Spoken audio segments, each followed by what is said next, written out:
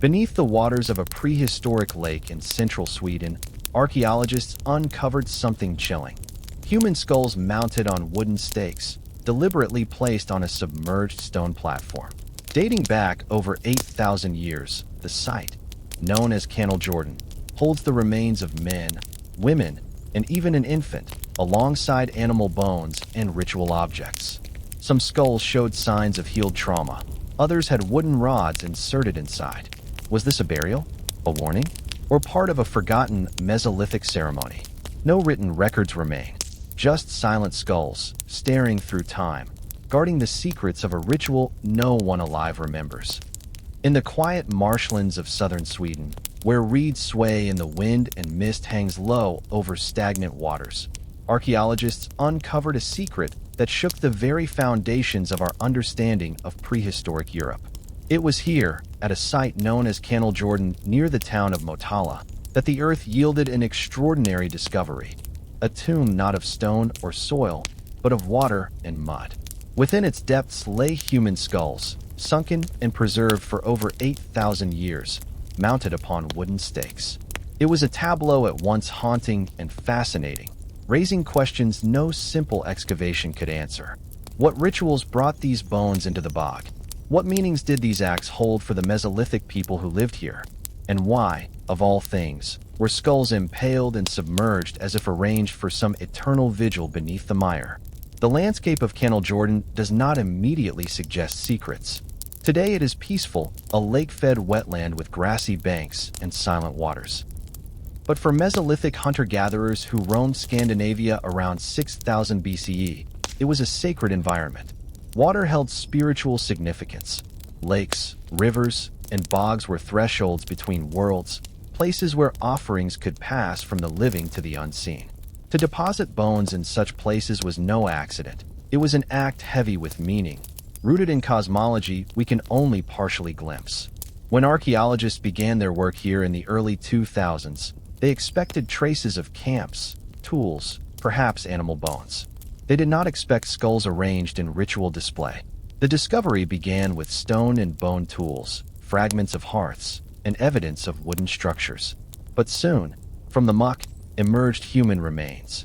First one skull, then another. They were not buried in soil but submerged in lake sediments, remarkably preserved by the anaerobic conditions of the bog. As excavators carefully uncovered the finds, they realized these were not intact skeletons but isolated skulls.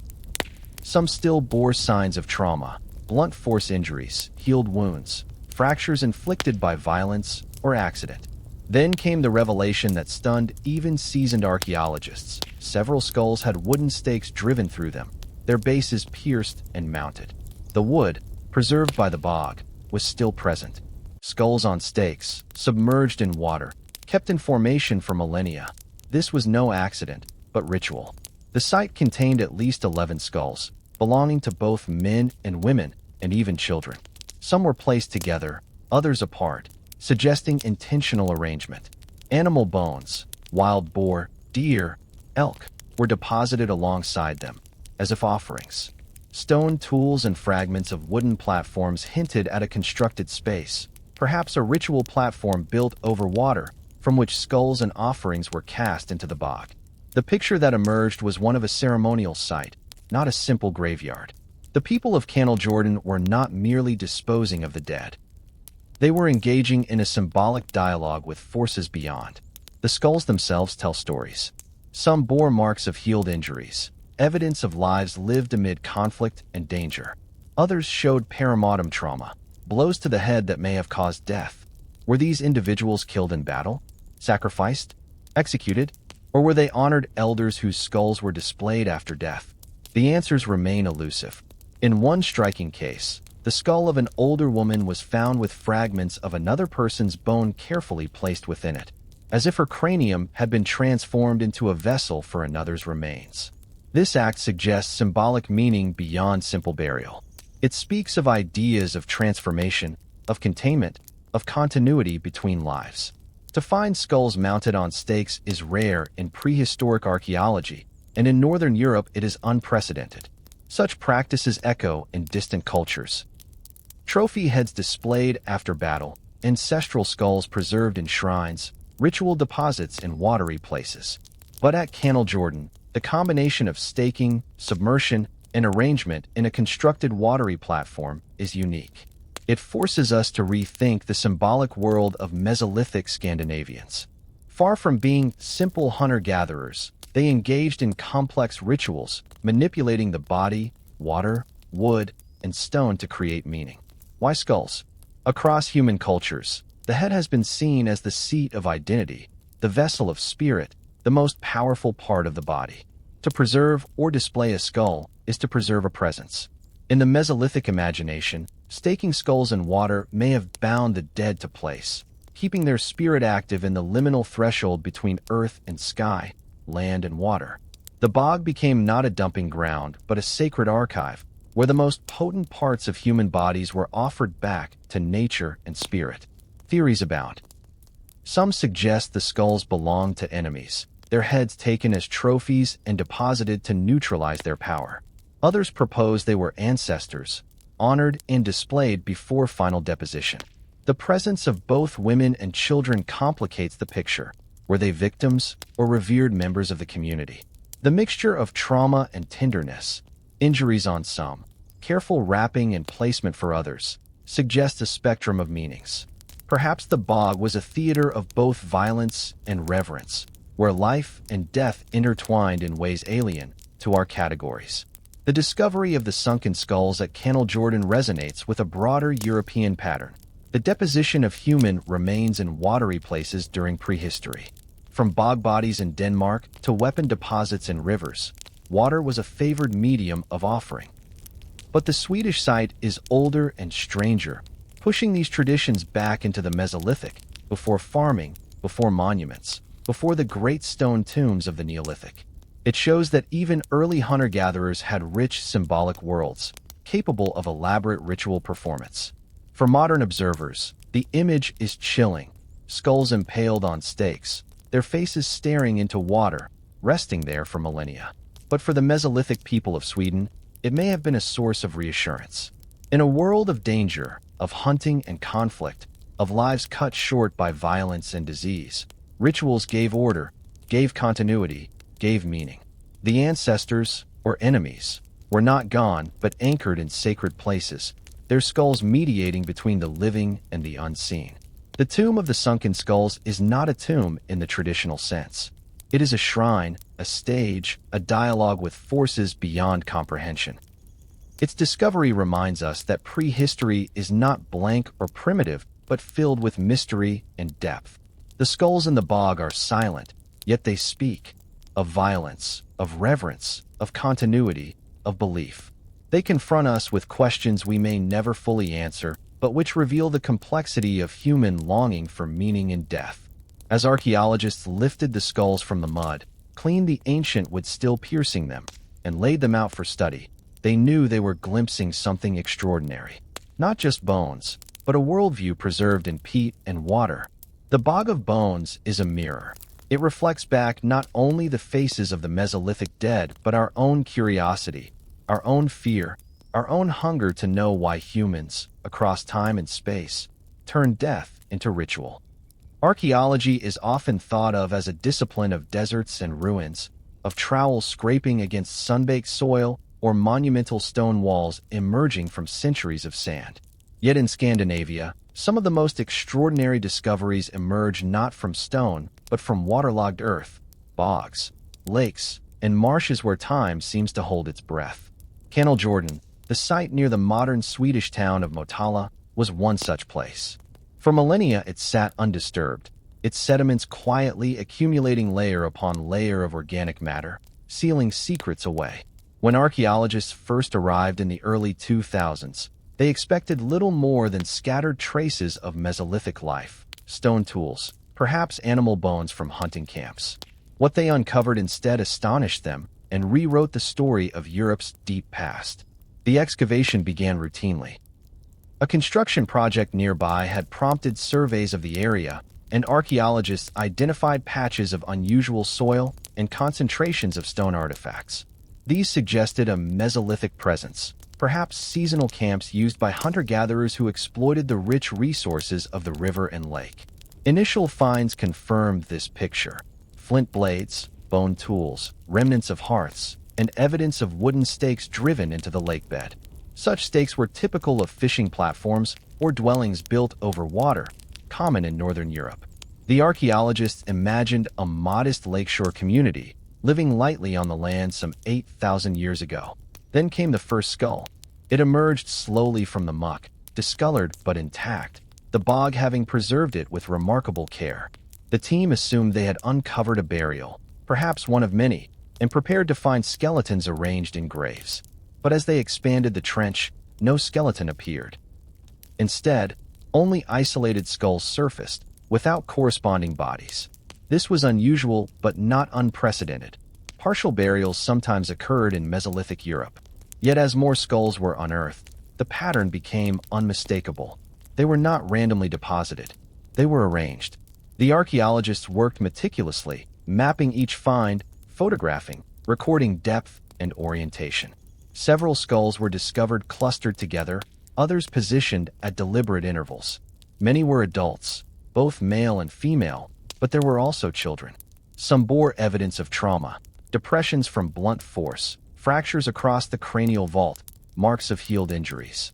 These were not pristine relics, but testimonies of lives lived in danger, of violence endured. Yet nothing prepared the team for the revelation that followed. One skull still held the remains of a wooden stake protruding from its base. The wood, preserved by anaerobic conditions, had survived for millennia. Another skull, too, showed signs of piercing, mounted upon timber. As the excavation continued, it became clear that multiple skulls had been impaled and set upright in the watery environment. The realization stunned the team. This was not burial in any ordinary sense. It was deliberate display, a staging of skulls in a constructed watery platform. No parallel existed in northern European prehistory. The archaeologists paused, confronted by the gravity of what they had found. These were not random bones scattered by nature. This was ritual, intentional, and symbolic. The bog was no accident. It was chosen. The skulls on stakes suggested a structured act of deposition, a ritual performance lost to time. Excavation slowed as the team recognized the uniqueness of the site. Each skull was treated with reverence, studied in situ, documented before removal. The waterlogged soils yielded not only human remains, but animal bones, wild boar, elk, deer, deposited alongside. Tools of stone and bone, fragments of wooden platforms, and traces of fire-cracked rock suggested a space of ceremony. This was not a graveyard, but a shrine. The excavation drew international attention. Specialists arrived to study the finds. Osteologists to analyze trauma, dendrochronologists to date the wooden stakes, paleo-environmental experts to reconstruct the ancient marsh.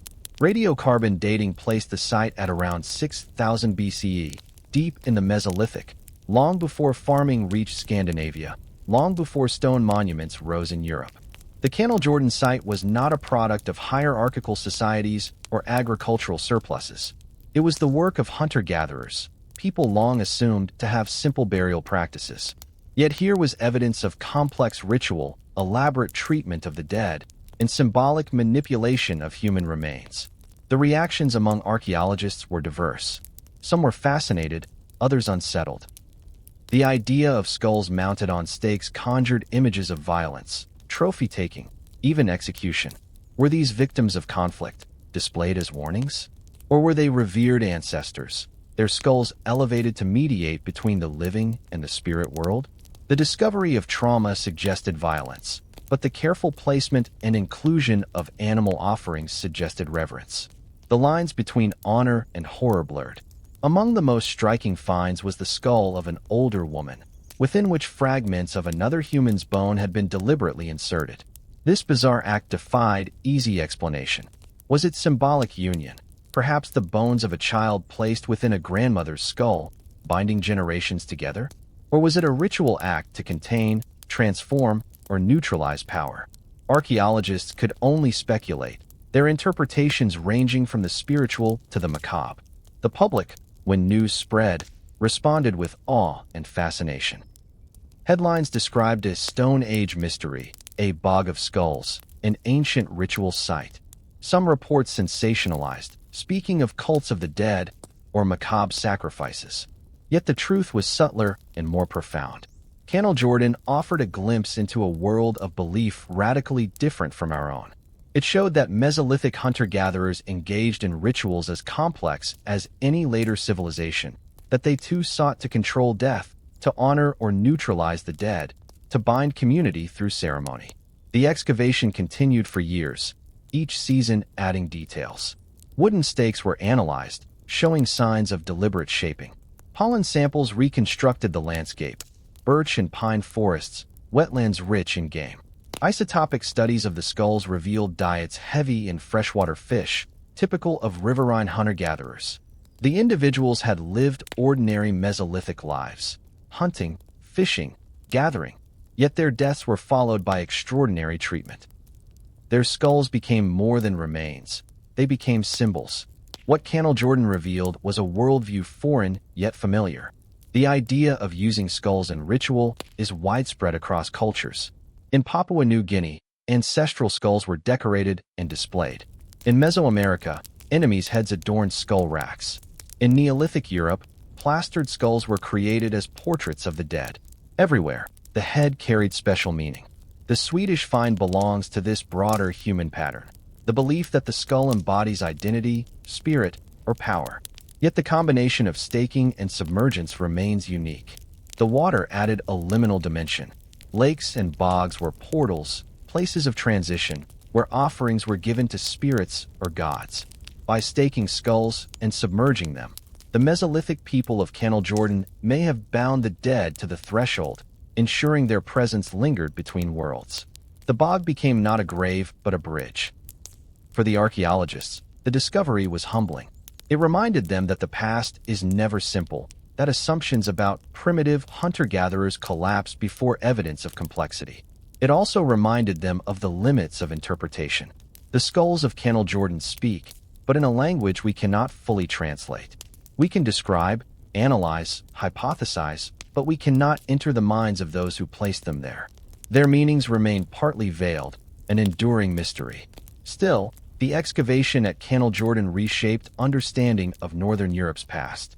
It showed that ritual, symbolism, and belief were as vital to Mesolithic communities as to later civilizations. It demonstrated that even in the Stone Age, humans sought to transcend death, to create meaning from loss, to use the material of the body to express immaterial truths. The Tomb of the Sunken Skulls is a reminder that humanity's need for ritual is as ancient as life itself.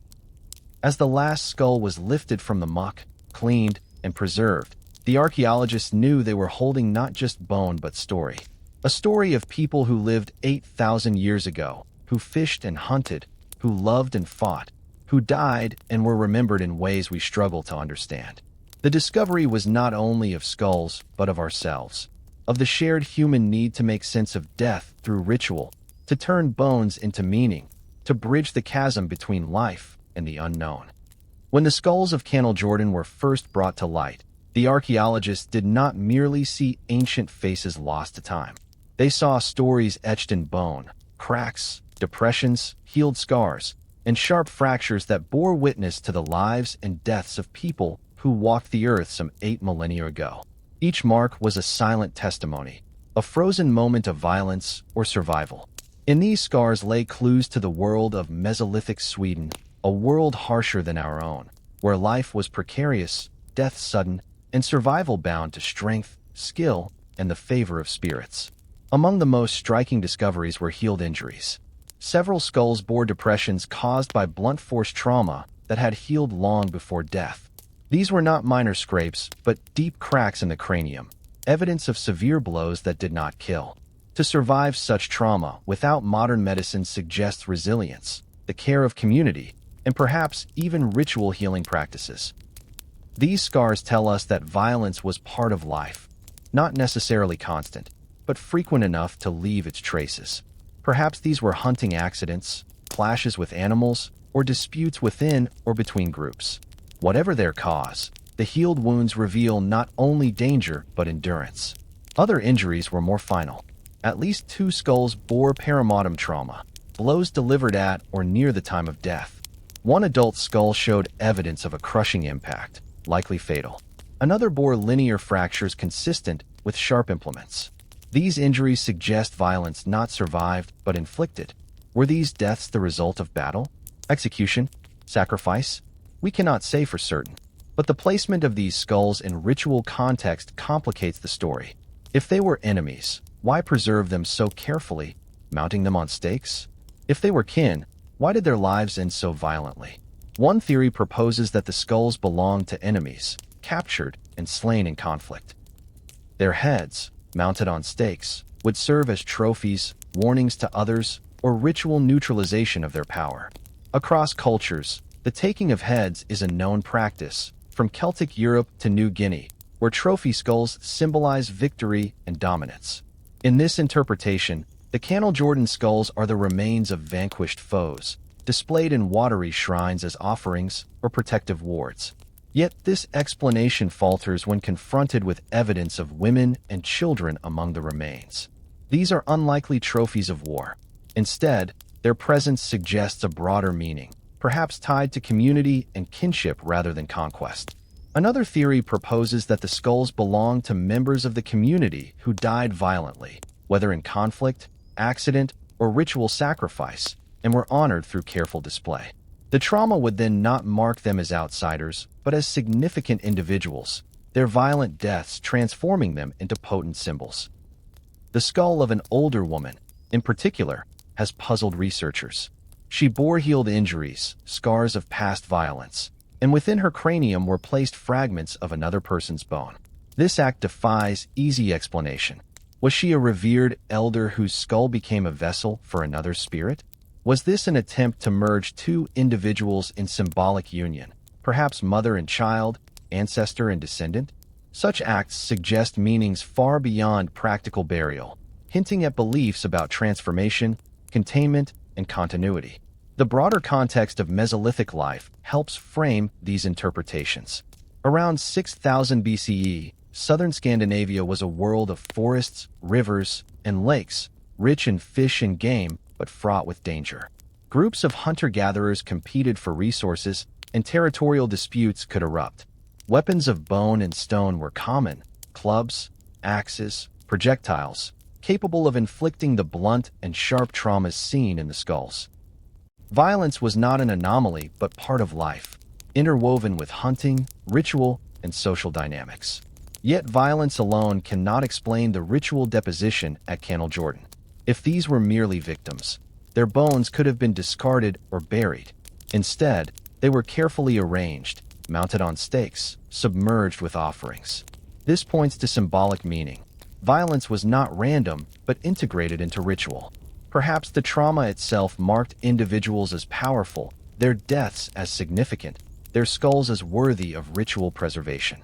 Anthropologists speak of the social life of bones, the idea that human remains can be transformed into symbols, circulating in rituals long after death. At Canal Jordan, the marks of violence on skulls may have enhanced their symbolic potency. A skull bearing the scar of survival or the wound of death carried meaning. It embodied struggle, endurance, sacrifice. Mounted on stakes, these skulls became not just remnants, but actors in ritual, mediating between the living and the spirit world. The duality of violence and reverence is striking. On one hand, these people endured harsh lives, marked by wounds and danger. On the other, their remains were treated with extraordinary care, arranged in sacred space, accompanied by animal offerings. The trauma did not diminish their value. It may have amplified it. Death by violence did not erase identity. It transformed it into ritual presence. For archaeologists, these interpretations remain speculative. The evidence is fragmentary, and the meanings of Mesolithic ritual are not written down. This information has not been verified, yet the skulls themselves demand interpretation. They confront us with a paradox: violence that destroys, yet violence that creates meaning. Their wounds are both tragedies of life and symbols of ritual. Comparisons with other sites provide hints. In Denmark and northern Germany, bog deposits from later periods include human remains, often of individuals who died violently, sometimes interpreted as sacrifices. In the Near East, plastered skulls of the Neolithic period were preserved as ancestral portraits. In the Americas, trophy heads served as both war symbols and sacred relics. Jordan fits within this global pattern, but with its own unique combination of staking, water, and trauma. To call it a tomb of sunken skulls is accurate, but it is also misleading. It was not merely a tomb but a stage where violence, death, and ritual intertwined. The skulls were not hidden but displayed, their wounds visible, their presence active. For the Mesolithic people of Sweden, violence was not just an end but a transformation. The marks on bone were not erased but preserved, carried into ritual as symbols of power. Thus, Chapter 3 reveals the darker dimension of Jordan. It was a place of reverence, but also of scars. The skulls bear witness to a world where life was dangerous, death often violent, yet meaning was forged from suffering. In their trauma lies not only the story of individuals, but the worldview of a people who refused to let violence end identity. Instead, they turned wounds into memory, bones into symbols, and death into ritual presence. The Bog of Skulls is, in this sense, both violent and sacred. It confronts us with humanity's oldest paradox, that out of destruction comes meaning, and that even wounds can become vessels of continuity. The skulls at Jordan were not buried in soil, nor placed in tombs of stone, but set into waterlogged earth, submerged in sediments that preserved them for more than 8,000 years. This choice was not incidental. In the Mesolithic imagination, water was a liminal space, a boundary between the human world and the unseen. To place skulls in bogs and lakes was to situate them in a threshold zone, a realm where life, death, and spirit converged. If we are to understand the tomb of the Sunken Skulls, we must first understand the role of water in the spiritual landscape of prehistoric Scandinavia. Water dominates the geography of southern Sweden. Lakes, rivers, marshes, and bogs shape the land, their surfaces shimmering under northern skies. For Mesolithic hunter-gatherers, these waters provided sustenance: fish, waterfowl, reeds for mats and baskets. But they also represented mystery. Beneath their dark surfaces lay the unknown. Depths swallowed offerings, swallowed bodies, and gave back nothing. To consign something to water was to relinquish it to another realm, to entrust it to forces beyond human control. Archaeological evidence across Europe reveals that prehistoric peoples used watery places as sites of ritual deposit. Bronze Age communities cast weapons into rivers. Iron Age societies placed bodies in bogs. Neolithic farmers sank figurines, pots, and bones into wells. Water was never neutral. It was a medium of transformation, a passageway to the divine. Jordan, centuries earlier than these traditions, demonstrates that the symbolism of water was already potent in the Mesolithic. Here, human skulls were not hidden away but offered to water, suspended between worlds. The choice of a bog is particularly significant. Bogs preserve. The anaerobic conditions slow decay, turning organic matter into relics of uncanny freshness. To prehistoric eyes, this property may have seemed magical. Deposits did not disappear as in rivers. They lingered, transformed, half-visible. To place skulls in a bog was to ensure their presence endured, accessible to spirits, potent for generations. Bogs were thresholds not only between life and death, but between permanence and transformation. The arrangement of skulls at Jordan suggests deliberate staging. Wooden stakes anchored them in place, ensuring they stood upright in the water. This was no casual deposit. It was a tableau constructed for eyes, human, ancestral, or divine. Perhaps processions approached along wooden platforms, music echoing over still waters, offerings cast alongside. The bog became a sacred theater, its reflective surface mirroring the sky, its depths swallowing the most powerful symbols of human identity. Why water and not earth? Burial in soil conceals, but water reveals and transforms. In the Mesolithic worldview, ancestors may have been imagined as residing beneath the water's surface, in a world parallel to the living. By placing skulls there, communities returned them to ancestral realms, ensuring their spirits remained accessible. At the same time, water purified. Immersion symbolically cleansed the remains, preparing them for their new role as mediators between realms. The presence of animal bones alongside human skulls reinforces this interpretation. Wild boar, elk, and deer were not merely discarded carcasses, they were offerings. Their deposition alongside humans suggests a shared cosmology in which animals, too, mediated between worlds. In hunting cultures, animals were both sustenance and sacred, their spirits honored in ritual. By placing them in the bog, the Mesolithic people acknowledged reciprocity. Humans took life from animals, and animals joined humans in offerings to the unseen. Water bound both together in continuity. Comparisons across cultures highlight the universality of this symbolism. In Celtic Europe, rivers received swords and cauldrons. In Mesoamerica, cenotes became portals to the gods, filled with offerings and human sacrifices. In Norse mythology, wells and springs were sites of wisdom and prophecy. Everywhere, water mediates, reflects, and transforms. The Mesolithic ritual at Canal Jordan belongs to this global pattern, yet with its unique twist, skulls mounted on stakes, preserved in a bog, arranged with animal companions. For archaeologists, reconstructing this worldview requires imagination as well as evidence. Sediment analysis shows the area was once a shallow lake, fringed by reeds, with platforms built for access. The platform may have served as a stage for ritual acts, skulls placed on stakes, offerings deposited, songs sung, fires lit on nearby hearths. Families may have gathered at intervals to renew the display, adding new skulls as elders died or victims fell. Each deposition would renew the bond between community and spirit, reminding all that water was the threshold to which life inevitably returned. The symbolism of water also helps explain the trauma visible on some skulls.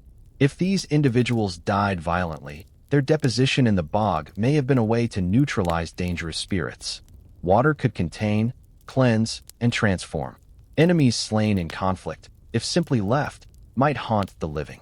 Submerged in sacred water, they could be pacified, their power redirected. Thus, violence and reverence were not contradictory, but intertwined. Colonial accounts that sensationalized Famadihana in Madagascar centuries later often spoke of plague and zombies.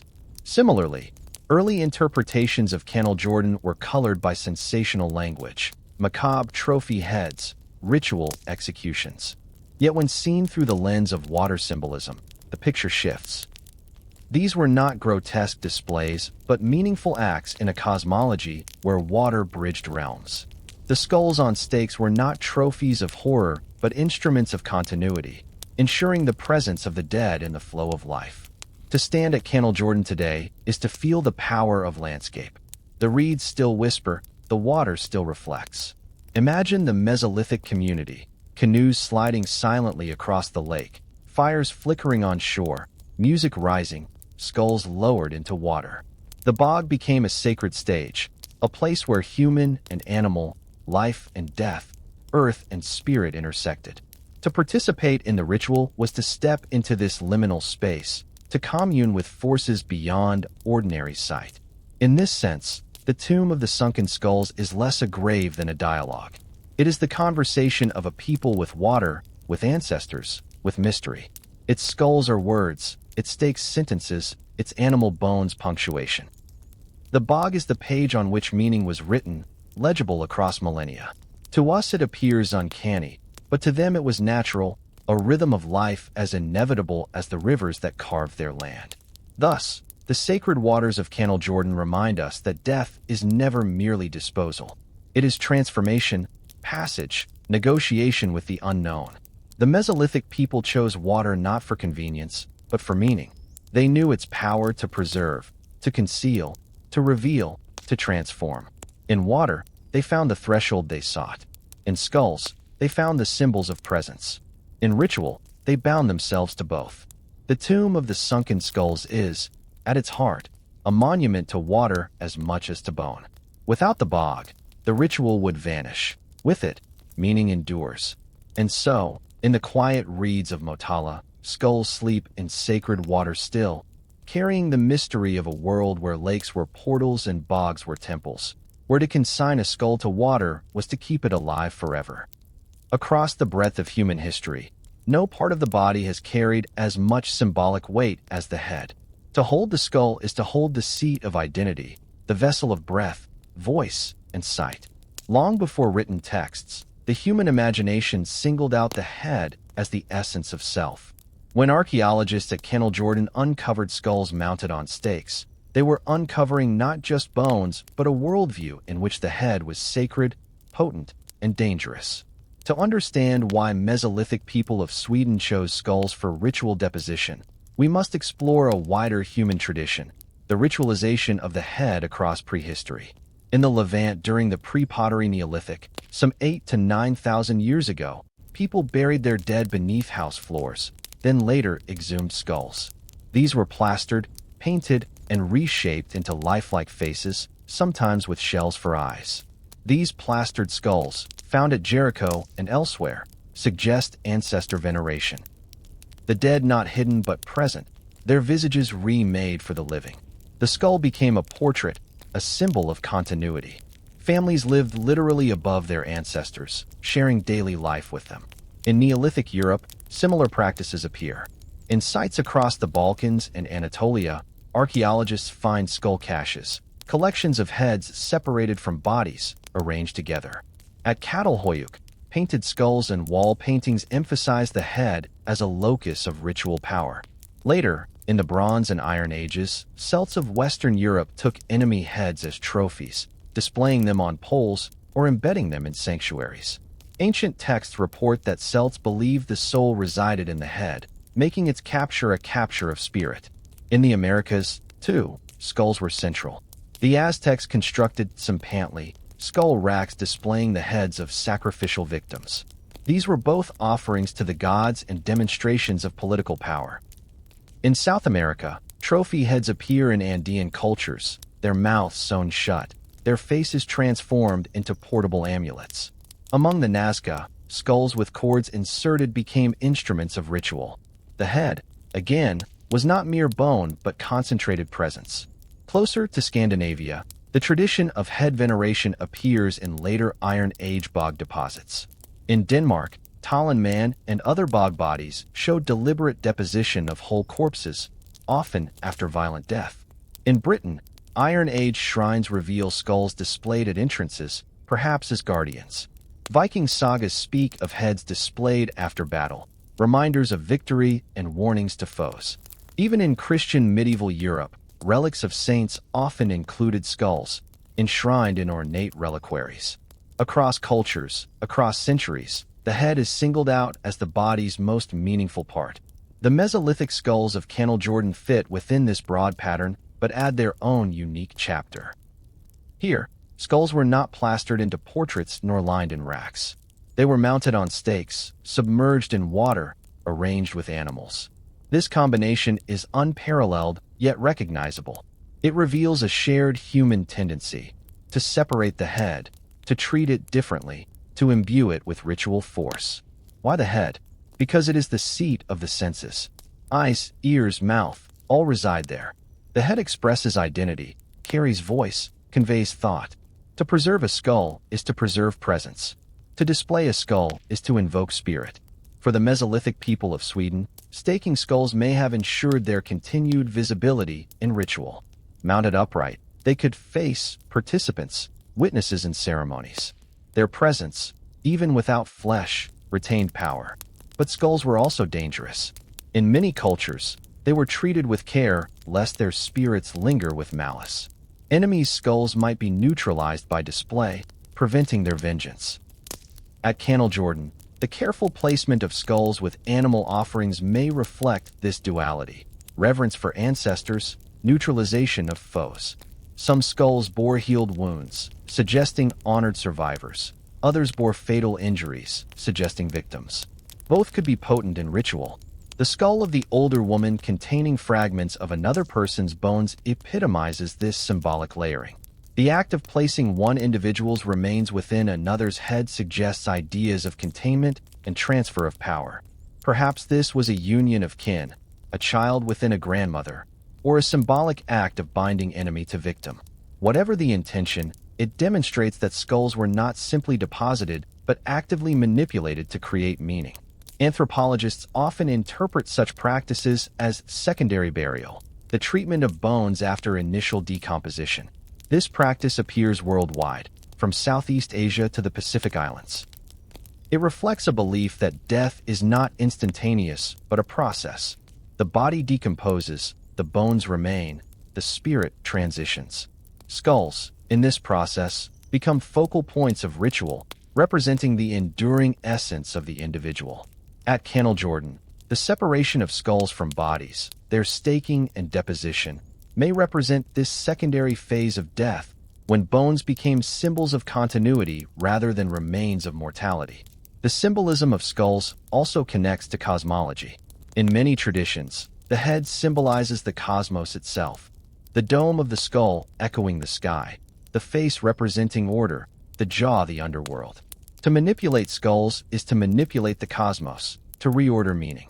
Mounted on stakes in water, the skulls of Jordan may have stood as miniature worlds, mediating between earth, water, and sky. For modern observers, the sight of skulls on stakes conjures horror. We imagine violence, execution, punishment. Yet for the Mesolithic, it may have carried very different connotations. Displaying skulls was not grotesque, but sacred, not mockery, but memory. To see ancestors' skulls in ritual was to affirm continuity, to know that their presence endured. The bog, the water, the stakes, all transformed skulls into powerful mediators, guardians of the community. The ritual of heads at Jordan thus links Sweden to a global story. From Jericho to Mexico, from the Andes to the Celts, skulls have been revered, displayed, transformed. The Mesolithic site demonstrates that even before agriculture and monumental architecture, hunter-gatherers engaged in complex symbolic practices. They too saw the head as more than bone. They too turned skulls into vessels of meaning. The tomb of the Sunken Skulls is therefore not an anomaly, but a testament to a universal human impulse. To make sense of death by singling out the head, to preserve presence through bone, to negotiate with the unseen through the most potent part of the body. The skulls of Jordan, though unique in form, echo across time and cultures. They remind us that we are not so different from those who came before. We too keep photographs, relics, mementos of faces. We too honor the head as the essence of self. The Mesolithic simply did so with the materials of their world: wood, water, stone, and bone. Thus, Chapter 5 reveals the broader stage on which the Swedish skulls belong. They are part of humanity's long history of head rituals, where violence, reverence, fear, and love converge. The skulls of Jordan are not anomalies of madness, but expressions of a deep, ancient logic. That to preserve the head is to preserve presence, to bridge the living and the dead, to carry memory across time. The skulls of Jordan do not float in isolation.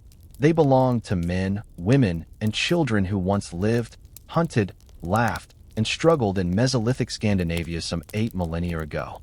To understand their meaning, we must step back from the marshy ritual stage and reconstruct the world in which they lived.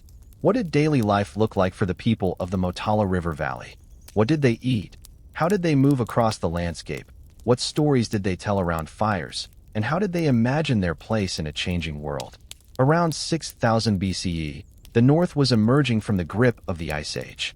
Vast glaciers had retreated, leaving behind lakes, rivers, and fertile plains. Southern Scandinavia, once an icy wilderness, had become a rich mosaic of birch and pine forests, open meadows, and waterways teeming with fish. Elk, red deer, wild boar, and beaver roamed the land. Migratory birds filled the skies. Rivers swelled with salmon and pike. For the hunter-gatherer groups of the Mesolithic, this was a land of abundance, but also of uncertainty. Resources shifted with the seasons, demanding mobility and adaptation. Archaeological evidence from Motala and surrounding regions shows that communities were semi-nomadic. They established seasonal camps along rivers, lakes, and coastlines, moving with the cycles of fish runs, animal migrations, and plant harvests. Homes were often simple structures of wood and hide, temporary yet carefully constructed. Fires burned in stone-lined hearths, the smoke curling into northern skies. Families lived closely together, their world bounded not by property, but by kinship and survival. Diet was varied but heavily reliant on aquatic resources.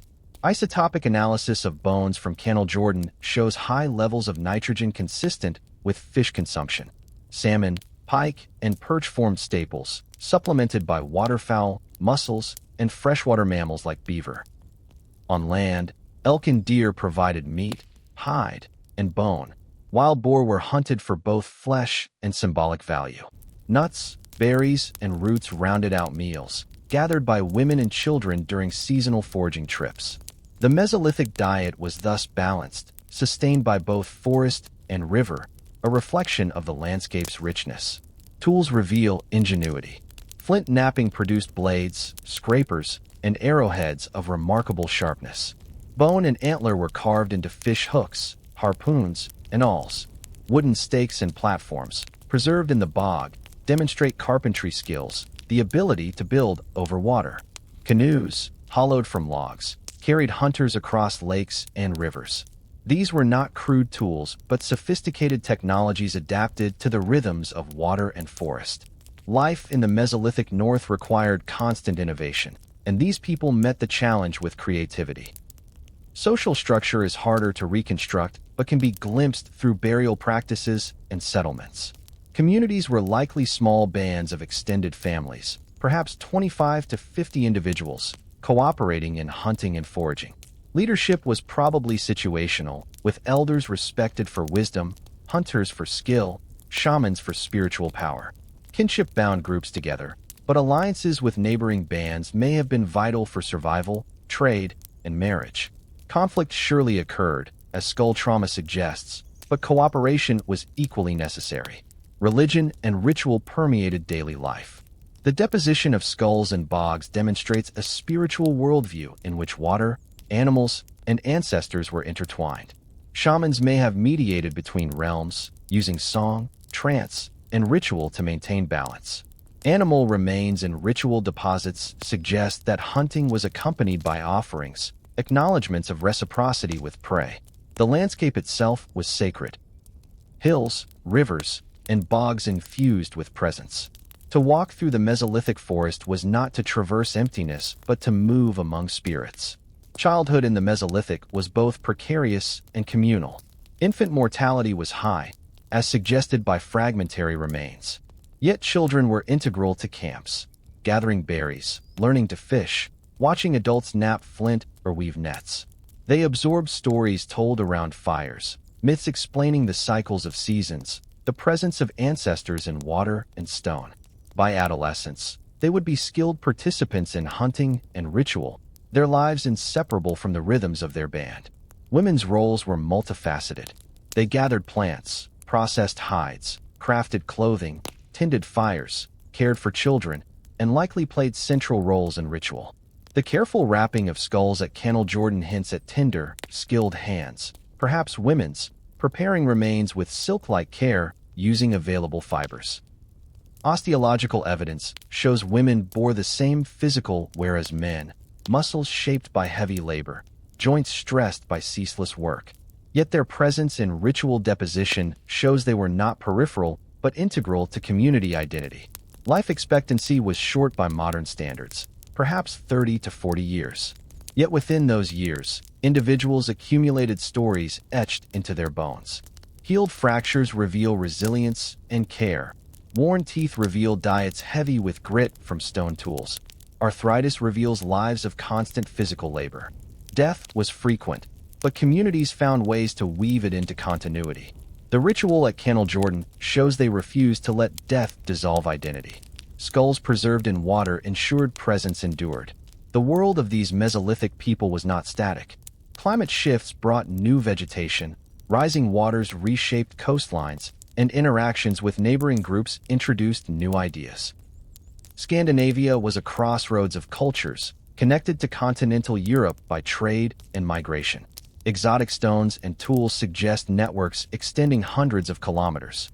Ideas about ritual, skulls, and water may have traveled along these routes, adapted into local cosmologies. The The people behind the skulls were not primitives living at the edge of survival. They were innovators, artists, and philosophers of their own kind. They built platforms over water, fashioned tools of elegance, orchestrated rituals of profound meaning. They carried their dead into sacred landscapes, ensuring continuity through acts that bewilder us but were coherent to them. Their lives were rich, their world meaningful, their deaths transformed into ritual memory. What makes the Tomb of the Sunken Skulls so powerful is that it bridges the gap between archaeology and humanity. The skulls remind us that behind every bone was a life. A fisherman casting nets, a woman tending fire, a child laughing at play, an elder telling stories. The violence etched in some skulls reminds us of danger. The careful placement in bogs reminds us of love. Both coexist, as they do in all human history. To stand in the wetlands of Motala today is to imagine them again. Camps lit by firelight, the smell of roasting fish, the sound of drums echoing over water. In such a world, the skulls of ancestors, mounted on stakes, were not grotesque but reassuring, reminders that the dead remained near, watching over their descendants. The people of Canal Jordan were not shadows in prehistory, but fully human, bound to each other, to the land, and to the mysteries of life and death. The bog at Canal Jordan was not a random resting place for bones. It was shaped, prepared, and framed by human hands. Beneath the waterlogged sediments, archaeologists uncovered traces of wooden stakes, platforms, and carefully placed stones. These were not utilitarian fishing docks or temporary shelters. They were deliberate constructions for ceremony, architecture built not for the living but for the living and the dead together. The Tomb of the Sunken Skulls was therefore not only about bones. It was about space, a stage crafted to hold ritual performance at the threshold of water and sky. Excavations revealed hundreds of wooden stakes driven into the lake bed. Many were sharpened at one end, their points deliberately embedded into mud. Some held skulls, but others formed outlines, frames, and supports. Traces of planks and branches suggested platforms raised above the water, connected by walkways.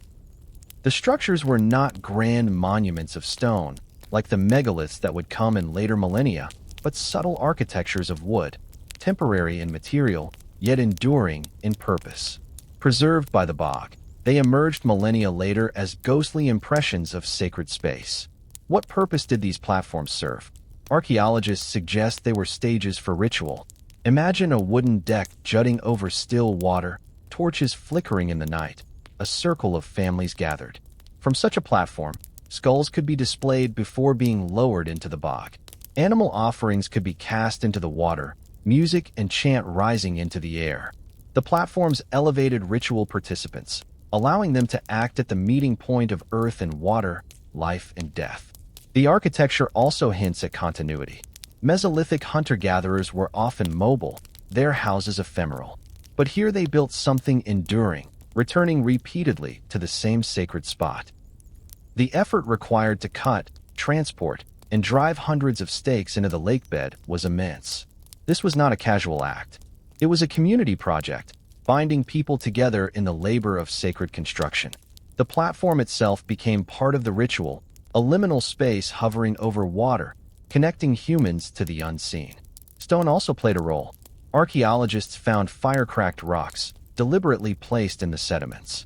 These may have been part of hearths lit on platforms, fires burning above water during ceremonies.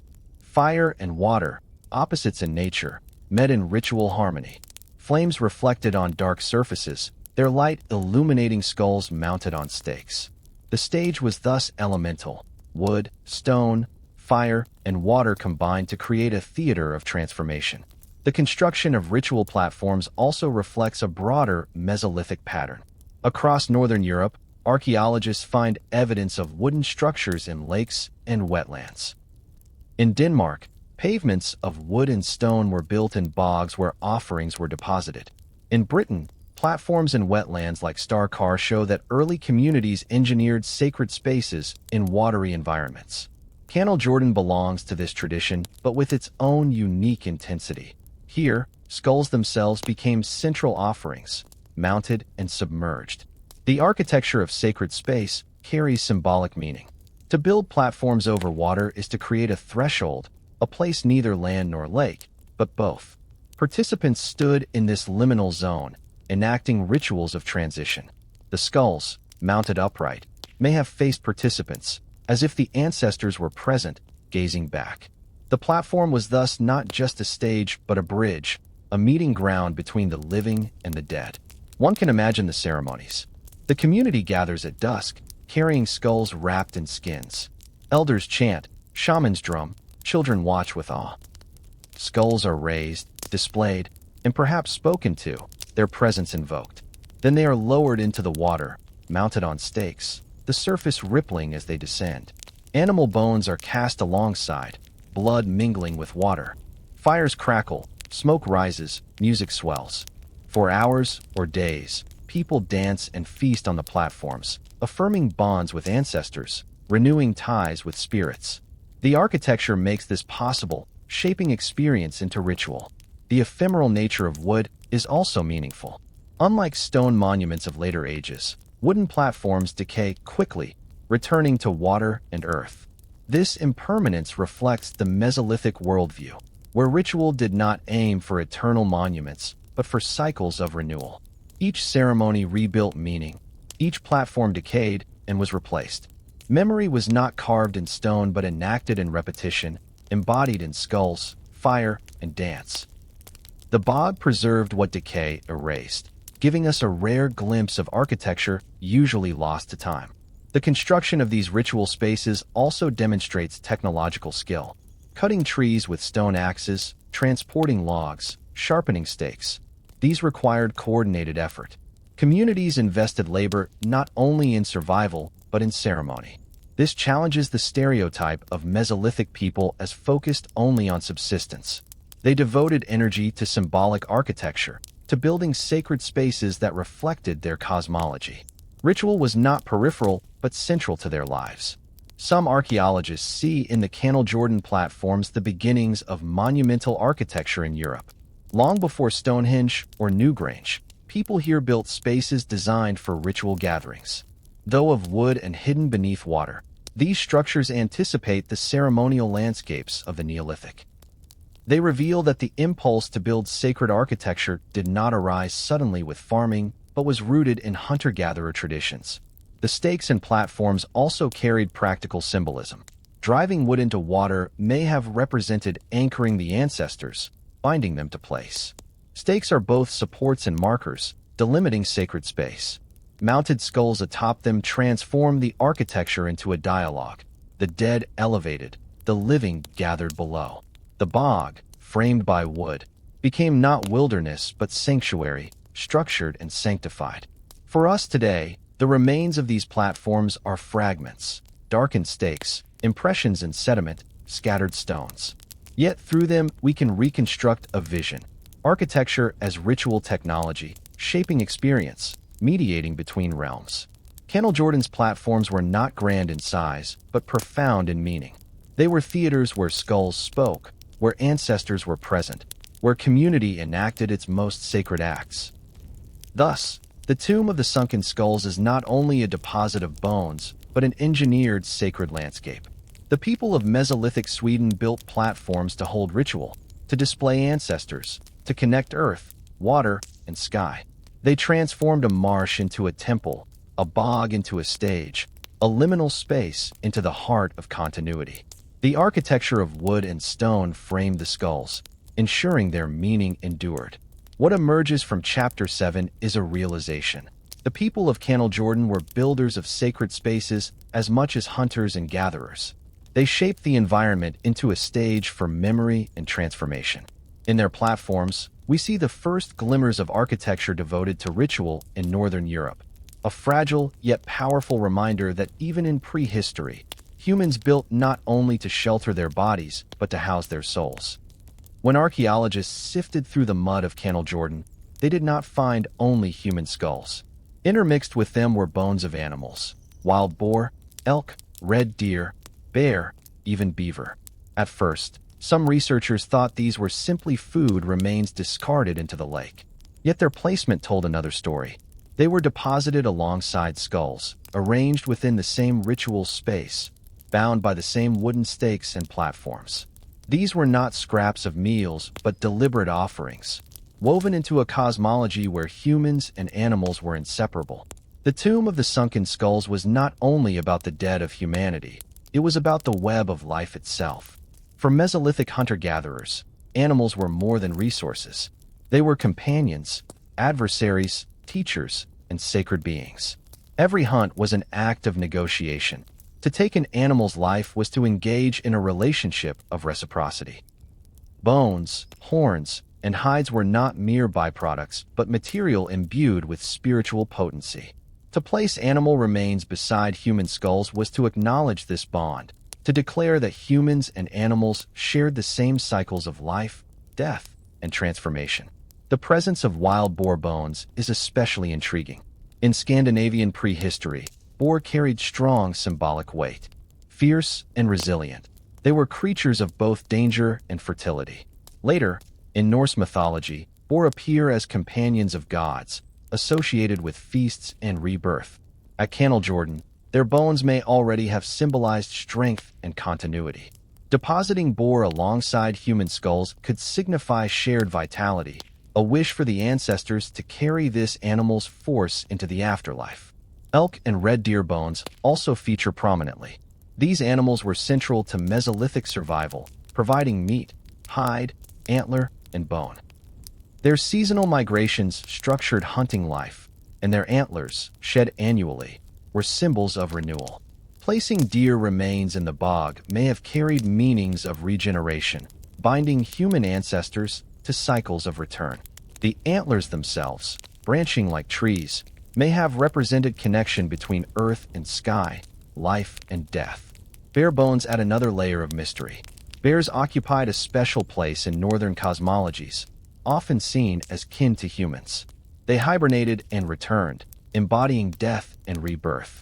Many circumpolar cultures revered the bear as ancestor or spirit guide. The presence of bear remains at Jordan suggests rituals of extraordinary potency, where the most powerful animals were called upon to accompany human skulls. To offer a bear was not to discard, but to honor, to join human dead with animal spirits in a shared journey. Even smaller creatures appear. Beaver bones, for instance, remind us that animals tied to rivers and wetlands were also significant. Beaver, engineers of landscapes, may have symbolized mastery over water, a creature uniquely suited to the liminal environment where rituals occurred. By depositing their remains, Mesolithic people acknowledged not just large game, but all beings intertwined with marsh and river. These offerings reflect a worldview without strict boundaries between human and animal. Anthropologists call this animism, the belief that all beings, human and non-human, possess spirit.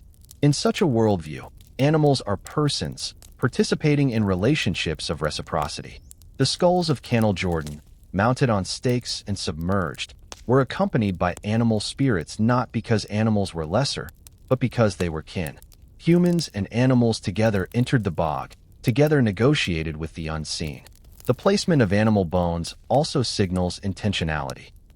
They were not scattered randomly, but interwoven with human remains. In some cases, animal skulls were placed near human skulls, as if in dialogue. In others, bones were bundled together, deposited as offerings of completeness. Archaeologists note cut marks on some bones, evidence of feasting prior to deposition. Thus, ritual may have involved shared meals, where humans consumed flesh while spirits received bones. The act of feasting bound community together, while deposition bound them to ancestors and animals alike. Firecracked stones found nearby suggest cooking during ceremonies. Imagine the scene. Hunters roast deer, families feast on boar, shamans chant, skulls are lifted on stakes. The remains of both human and animal are then consigned to the bog, completing the cycle. Eating, offering, and depositing were not separate but integrated acts, fusing sustenance, celebration, and spirituality. The bog became a cauldron of transformation, where all beings, human and animal, were folded into the web of life. Comparisons across cultures reinforce this interpretation. In Siberia, bear ceremonies united human and animal through ritual killing, feasting, and offering. Among Native American groups, bones of hunted animals were returned to rivers or forests, ensuring renewal. In Mesoamerica, animals were sacrificed alongside humans in offerings to gods. The pattern is consistent. Where humans see animals as persons, ritual acknowledges their partnership. Canal Jordan exemplifies this ancient pattern, embedded in Northern Europe's own Mesolithic past. The symbolism also challenges modern categories of sacrifice. We tend to think of offerings as giving up something to gods. But here, sacrifice was relational. Humans gave bones back to water, to spirit, not to appease but to maintain balance. The act was not loss, but exchange. The community took life to survive, but it returned life in ritual, ensuring continuity. Animal bones beside human skulls proclaimed that all beings were bound together, none standing alone. The careful selection of species underscores this. Not every animal was deposited. Those chosen, boar, elk, bear, beaver, were meaningful, potent in myth and survival. They represented the spectrum of life: forest, river, predator, prey. To bring them together in the bog was to bring the whole cosmos into ritual. The platform became a miniature world, skulls and bones its actors, enacting continuity at the threshold of water and sky. The tomb of the Sunken Skulls thus emerges not as a place of human-only remembrance, but as a shrine to the web of life. It teaches us that Mesolithic people saw no divide between themselves and the creatures they lived among. Death did not separate them. Ritual bound them together. The ancestors entered water with the spirits of animals, together forming offerings that sustained the balance of worlds. To modern eyes, this may seem alien, even unsettling. Yet it speaks to a truth often forgotten, that humans are not apart from nature, but part of it. For the people of Canal Jordan, this was not philosophy, but lived reality. They fished, hunted, gathered, and in turn, they honored, feasted, and deposited. Life and death were shared across species. The bog held them all, preserved in sacred water. Thus, Chapter 8 reveals the wider tapestry of the tomb of the Sunken Skulls. It was not only a monument to human ancestors, but a shrine to interconnectedness. Animal offerings remind us that survival was relational, spirituality was ecological, and ritual bound all beings together. The Mesolithic people of Sweden understood themselves as part of a web of life, and their rituals reflected that wisdom. In water and bone, in feast and offering, they affirmed that to live was to share, to die was to join, and to remember was to bind human and animal into one sacred dance. The Tomb of the Sunken Skulls is not merely an archaeological puzzle of bones and wood. It is also a window into how Mesolithic people understood kinship, memory, and the enduring presence of the dead. To stand at Canal Jordan and gaze upon skulls raised on stakes, submerged in water, and surrounded by offerings, is to confront a worldview in which ancestors were never absent. They remained active, powerful, and woven into the fabric of daily life. If we are to understand the ritual, we must place ancestors at its heart. Across cultures, the honoring of ancestors is nearly universal. In agricultural societies that came after the Mesolithic, this is clearer.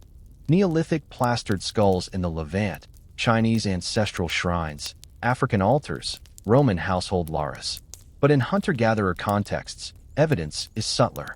Yet the skulls at Canal Jordan provide rare proof that even long before farming, people sought to preserve and honor their dead in ways that transcended simple burial. The skulls were not hidden underground. They were lifted, displayed, and situated in sacred water. They were given visibility, agency, and presence. Why skulls and not entire bodies? One explanation is that the skull, seat of the face, embodied identity. To keep the skull was to keep the person. A femur or rib is anonymous, but a skull, though fleshless, retains individuality. The eyes once looked out, the mouth once spoke, the head once carried thought. To display a skull was to preserve the ancestors' gaze, ensuring they continued to see the community. Mounted on stakes, they became watchful guardians, mediating between worlds. Some scholars propose that the skulls at Canal Jordan represented revered ancestors, preserved to bind community identity. In small hunter-gatherer bands, kinship was everything. To know who you were meant to know who your forebears were. In a world without writing, memory was oral and embodied.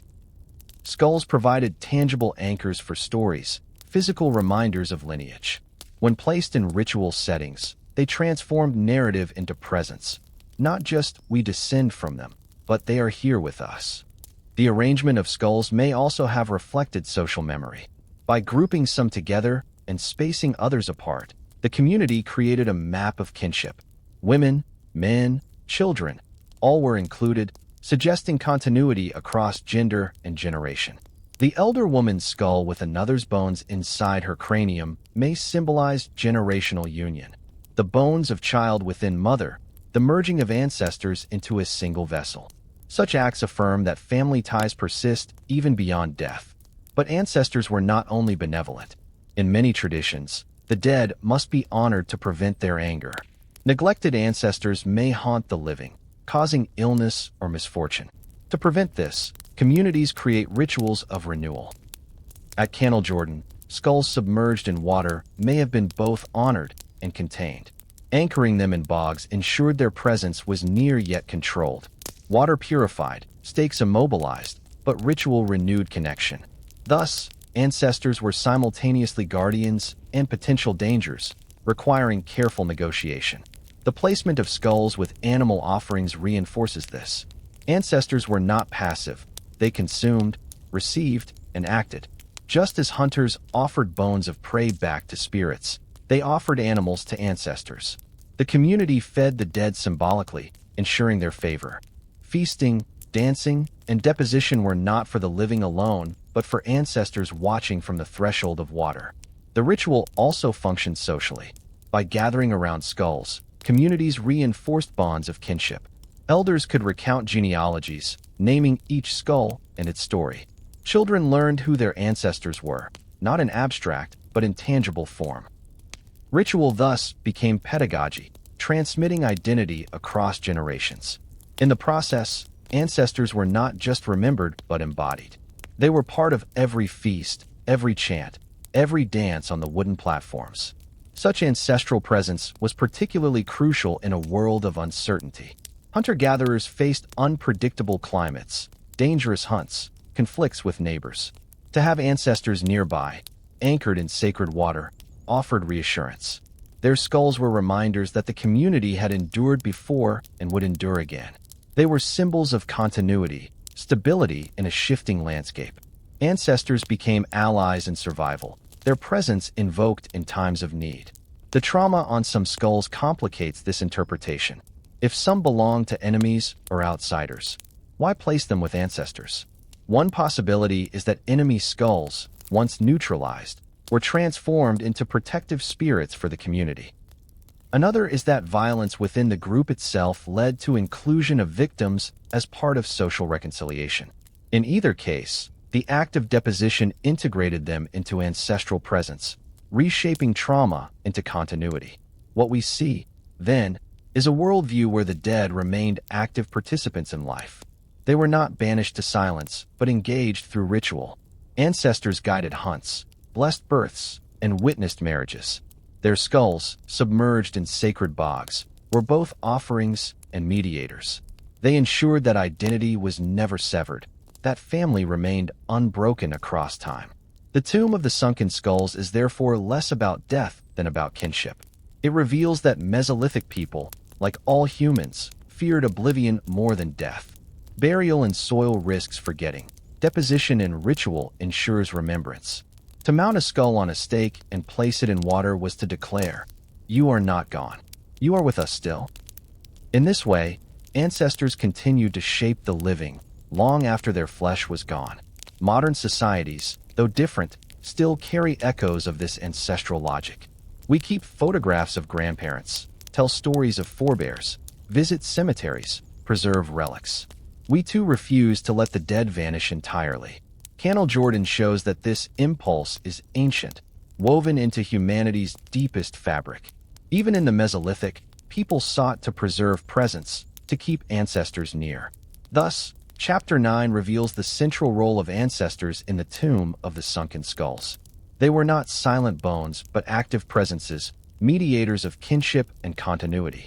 Their skulls embodied identity, Their placement renewed memory. Their presence guided survival. To dance, feast, and offer at the bog was to converse with them, to keep the circle of kin unbroken. The power of the dead endures. In Sweden's marshes, skulls on stakes remind us that ancestors never vanish. They remain in ritual, in memory, in the spaces we consecrate for them. The people of Canal Jordan knew this truth, that the living and dead are not separate worlds but one web of continuity, bound by kinship, renewed in sacred water. The tomb of the Sunken Skulls is remembered chiefly for its human remains, the skulls impaled on stakes, preserved in water for 8 millennia. Yet if we look only at bone, we miss the larger ritual language spoken at Canal Jordan. The site was not composed of skulls alone, but of fire-cracked stones, sharpened wooden stakes, carved tools, and traces of platforms raised above dark water. These were not mundane objects, but symbols. To the Mesolithic people, fire, stone, and wood were not neutral materials, but carriers of meaning, elements woven into a cosmology where every act and every object resonated with spiritual force. The stones tell the first part of the story. Archaeologists uncovered concentrations of fire-cracked rocks, stones that had been heated in flames until they fractured, then deliberately placed in the wet sediments. These were not accidental hearth debris, but purposeful deposits. Fire-cracked stones often appear in ritual contexts across prehistoric Europe, signaling controlled fire as part of ceremony. At Canal Jordan, their presence suggests that flames once blazed on wooden platforms, fire dancing above water as skulls were lifted on stakes. Fire and water, elemental opposites, were united in ritual. The stones, cracked and altered, embodied this transformation, surviving as the remnants of ceremonies long extinguished. Fire itself carries layered symbolism. It warms and protects, cooks and illuminates, but it also destroys and purifies. For the Mesolithic people, fire may have been both practical and sacred. Flames lit rituals at dusk, transforming night into spectacle. Smoke rose into the sky, carrying prayers upward. Heat cracked stones, leaving behind fragments as silent witnesses. In a world of forest and water, fire stood as humanity's elemental power, tamed yet dangerous. To place fire-cracked stones in the bog was to anchor this power in sacred space, to leave behind tokens of transformation. Stone tools, too, played a symbolic role. Archaeologists found blades and scrapers among the deposits, some still sharp, others deliberately broken. These were not lost items, but offerings. To give up a tool, hard-won from flint, bone, or antler, was to relinquish human skill itself. Such sacrifices declare value. Tools were extensions of the body, instruments of survival, and their deposition honored ancestors and spirits. By casting tools into water, people returned their power to the unseen, ensuring reciprocity. Tools broken before deposition may have symbolized transition, useful in life, ritually killed in death, their spirit released to accompany the dead. Wood, however, was the dominant material of the site. Hundreds of sharpened stakes driven into the lakebed formed both structures and symbols. Some held skulls, others defined platforms, others marked sacred boundaries. Wood was chosen not only for availability, but for its living quality. Trees were revered across cultures as beings that linked earth and sky. To cut, shape, and plant stakes in water was to transform tree life into ritual life. The stakes anchored ancestors in place, binding human presence to the landscape. Their verticality echoed the axis between worlds, carrying skulls aloft into visibility. The platforms, constructed from wood, represented liminality itself. Neither land nor water, they hovered in between, creating a sacred threshold. Participants stood on these platforms during ceremonies, their feet supported by timber, their eyes gazing at reflections of fire and bone on water. The architecture itself became symbolic. Wood carried people into the liminal zone, where skulls were offered, animals deposited, songs sung. The platforms were temporary, decaying with time, but this impermanence was part of their meaning. They embodied cycles of renewal, built, used, surrendered back to water, replaced. Together, fire, stone, and wood created a symbolic triad. Fire transformed, stone endured, wood connected. Each element shaped ritual in complementary ways. Fire purified and dramatized, stone preserved memory, wood provided structure and access to the sacred. The skulls were central, but without these elements the ritual would lack its frame. In Mesolithic cosmology, materials carried spirit. To light fire, crack stone, drive stakes, and build platforms was not just construction but ceremony. The integration of these elements also situates Canal-Jordan within a global pattern of ritual symbolism. In Neolithic temples, fire altars burned offerings, while stones built monuments. In Polynesia, wooden posts marked sacred spaces, mediating between worlds. In Siberia, fires were lit on riverbanks to honor spirits, stones cast into water as offerings, wooden idols raised as guardians. Canal-Jordan demonstrates that Mesolithic Scandinavia already shared this elemental vocabulary, though expressed in its own form. Skulls on stakes, fire-cracked stones, wooden platforms above water. The symbolic use of materials also reflects social values. To devote labor to cutting wood, shaping stakes, and heating stones required communal effort. Ritual was not the task of individuals alone, but of the group. Every stake hammered into the lake bed, every stone heated and cracked, every tool surrendered. These acts bound the community together. Participation in construction was itself part of ritual, embodying collective devotion. The materials thus symbolized not only spiritual forces, but also social cohesion. The archaeologists who excavated Canal-Jordan felt this deeply. To uncover fire-cracked stones was to touch the residue of flames long extinguished. To pull wooden stakes from the mud was to handle the very supports of ritual space. To study broken tools was to glimpse decisions made in ceremony. These fragments, though silent, spoke of an ancient language of symbols. They told of a world where nothing was meaningless, where every object could become sacred when placed in ritual context. Fire, stone, and wood also mediated temporality. Fire is fleeting, stone is enduring, wood is intermediate. Together they embodied the cycles of time, the momentary blaze of ritual, the permanence of memory, the slow decay of structures. The skulls, caught between these, became part of this rhythm. They were displayed in the blaze, preserved in stone memory, anchored by wood until they too decayed. The symbolism of materials ensured that the ancestors' presence was framed by the very elements of existence. The world of symbols at Canal-Jordan reminds us that ritual is not only about what is done, but how it is staged. The skulls are unforgettable, but without fire, stone, and wood they would have been mere bones. The materials transformed them into sacred presences, woven into a choreography of elements. The community did not just deposit skulls, it orchestrated a performance of transformation. Fire flared, smoke rose, stones cracked, platforms creaked, stakes stood tall.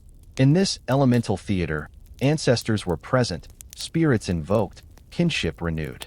Thus, Chapter 10 expands our view of the tomb of the Sunken Skulls. It was not a chaotic deposit, but a carefully staged ritual, where skulls were only one part of a symbolic ensemble. Fire purified, stone preserved, wood connected. The materials framed the ritual, ensuring meaning endured across millennia. They remind us that ritual is not only about the extraordinary, but also about the ordinary transformed. In the Mesolithic North, even fire-cracked stones and sharpened stakes became sacred, carrying the weight of memory. When the archaeologists at Canal-Jordan lifted the skulls from the muck, they expected, if not warriors, then at least men marked by conflict. Many skulls indeed bore scars of violence, injuries sustained in life or blows delivered at death. Yet as the remains were catalogued, the picture grew more complicated. Among the sunken skulls were not only adult men, but also women and children. Their presence unsettled neat theories of battle trophies or enemy executions. Why would women and children be treated in the same ritual manner as scarred warriors? Why would their skulls be mounted on stakes, submerged, and surrounded by offerings? The answers, though elusive, open a window into the deeper layers of Mesolithic ritual and belief. The inclusion of women suggests that Canal-Jordan was not simply a shrine of warriors. Women in Mesolithic society were integral to survival. They gathered plants, processed hides, tended fires, crafted clothing, raised children, and likely participated in ritual life. To include them among skull offerings may have signified the honoring of mothers and elders whose roles were as vital as hunters. Their skulls, placed beside men's, affirmed that continuity required both genders. Far from being excluded, women were central to kinship and community memory. The osteological evidence tells us that at least 2 female skulls were present, one of an older woman. This elder bore healed injuries, signs of a hard life endured and survived. Within her skull were found fragments of another individual's bones, a bizarre act of insertion that scholars struggle to interpret. Perhaps she was a matriarch, her cranium transformed into a vessel binding generations together. To place another's bones within her head may have symbolized continuity, the merging of lives across time. It suggests reverence, not desecration. She may have been seen as an ancestral container, embodying the community's lineage. Children, too, were part of the deposit. Their inclusion is perhaps the most striking feature. Children are rarely found in trophy collections or battle shrines, for they are not warriors or enemies. Yet here, at least one child's skull was discovered among the others. To the Mesolithic people, children may have embodied renewal, potential, and the future. Their skulls in ritual contexts may have represented continuity of lineage, ensuring ancestors and descendants were bound together. By placing children with adults, the community affirmed that kinship spanned generations, uniting past, present, and future in one sacred space. But there is another possibility. In many cultures, children are considered especially liminal beings, closer to the spirit world, less bound to the ordinary life cycle. Their deaths are often marked by special rituals, ensuring their spirits do not wander.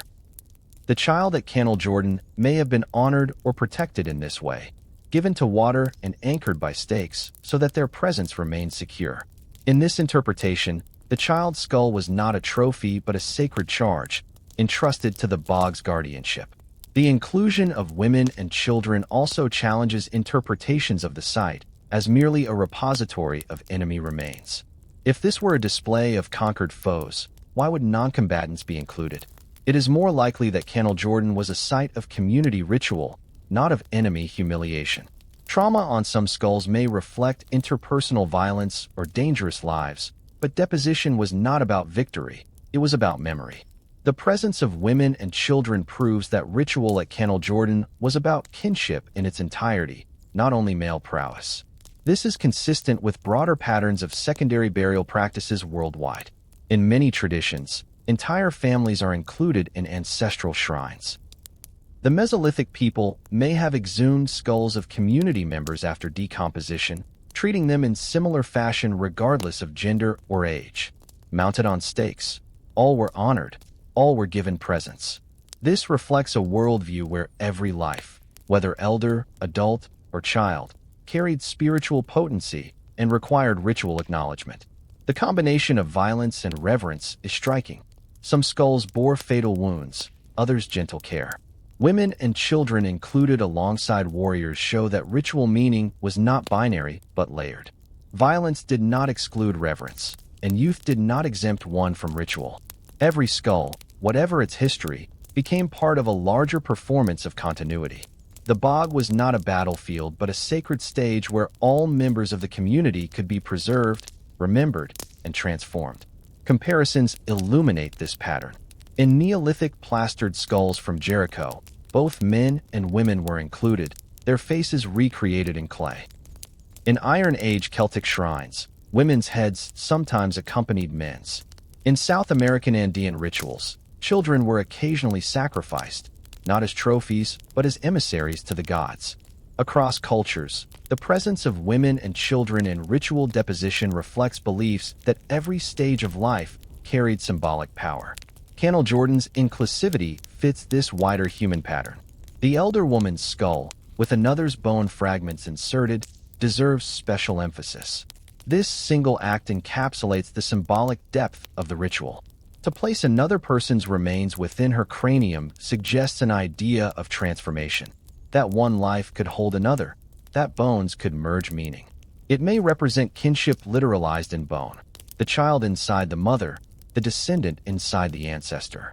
Alternatively, It may represent a spiritual technology of containment, placing dangerous remains within a protective elder to neutralize their power.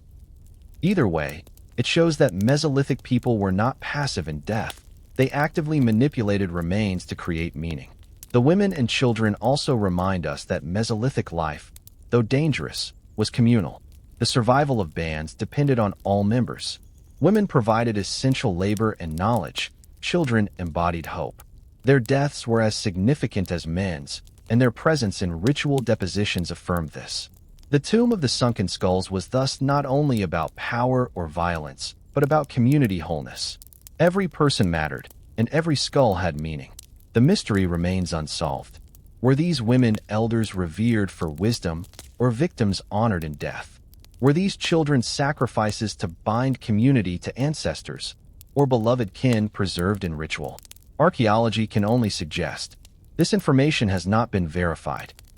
Yet the inclusion of women and children at Jordan forces us to see Mesolithic ritual not as crude brutality, but as complex, symbolic, and deeply human. The presence of these non-warrior skulls also challenges our own assumptions. We tend to imagine prehistory as dominated by men, by hunters and warriors. Yet here, in one of the most extraordinary ritual sites of Mesolithic Europe, women and children are central. They are not absent from memory, but present at its core. Their skulls, like men's, were raised, submerged, and remembered. This speaks to a society where ritual identity was collective, not individual, where every member was part of continuity. Thus, Chapter 11 reveals the deeper truth of Jordan.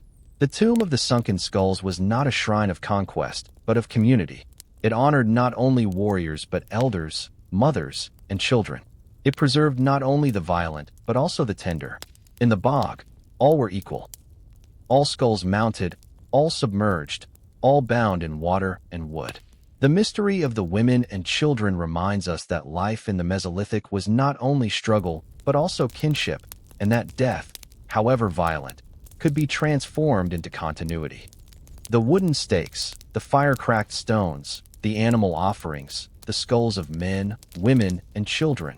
All these elements suggest that Jordan was not the site of a single event, but of repeated ceremonies. The bog was a stage returned to again and again, its waters receiving bones not in one dramatic moment, but over years, perhaps decades, even generations. To grasp the meaning of the Tomb of the Sunken Skulls, we must step into the rhythm of ritual time, a time different from linear chronology, where past and present, life and death, return and renewal are woven into a cycle that never truly ends. Archaeological evidence hints strongly at repetition. The wooden structures show signs of rebuilding, with stakes driven at different depths, some younger, some older. Radiocarbon dates vary slightly among skulls, suggesting deposition did not occur in a single season but spanned years. The arrangement of remains, skulls added beside earlier ones, animals layered over previous deposits, points to continuity. The bog was not filled all at once, but revisited, curated like a shrine. For the Mesolithic people of southern Scandinavia, time was not measured in calendars, but in cycles. The migration of elk, the spawning of salmon, the blossoming and fading of berries, the turn of seasons. Ritual, too, followed cycles. Death was not final but transitional, requiring ongoing care. The skulls of ancestors may have been exhumed after initial decomposition, cleaned, and then deposited ceremonially. This secondary burial process could have occurred at regular intervals, marking seasonal gatherings when bands returned to sacred sites. Ritual time is different from ordinary time. In ordinary time, days pass in hunting, fishing, gathering, survival. In ritual time, the community steps into a space where ancestors return, where past and present collapse, where continuity is enacted. At Jordan, ritual time was enacted on platforms over water. Each deposition renewed presence, reminding the living that death was not rupture, but part of the cycle. The skulls themselves embody this rhythm. Some bore healed injuries, lives prolonged after trauma. Others bore fatal blows, sudden endings. Yet all were drawn into ritual, equalized in deposition. The act of mounting skulls on stakes may have symbolized the elevation of the dead into visibility during ceremonies before their final submergence. Like seasonal crops harvested and replanted, skulls rose, were displayed, then descended into water, returning to the cycle. Fire also marked ritual time.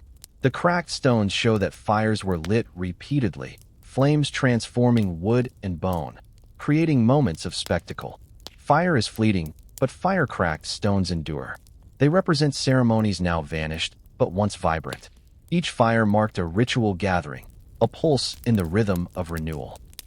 Smoke would have risen into the sky, perhaps signaling to distant communities, perhaps symbolizing the ascent of prayers.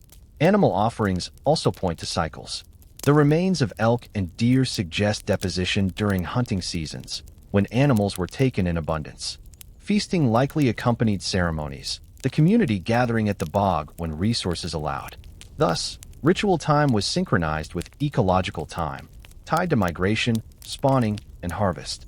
Life and death were not separate from environment, but mirrored its cycles. In many cultures, secondary burial rituals occur at fixed intervals, after the flesh has decayed, after years have passed, or at generational markers. The Malagasy Famadahana, centuries later and half a world away, involves the turning of bones every few years, bringing ancestors back into presence. At Canal Jordan, something similar may have occurred. Families may have returned to the bog at intervals, exhuming skulls from initial burials, preparing them for deposition. The cycle of flesh to bone, bone to water, water to memory became ritual time, binding community across generations. The cyclical nature of ritual also served social cohesion. Seasonal gatherings at sacred sites reinforced alliances, shared meals, and kinship bonds.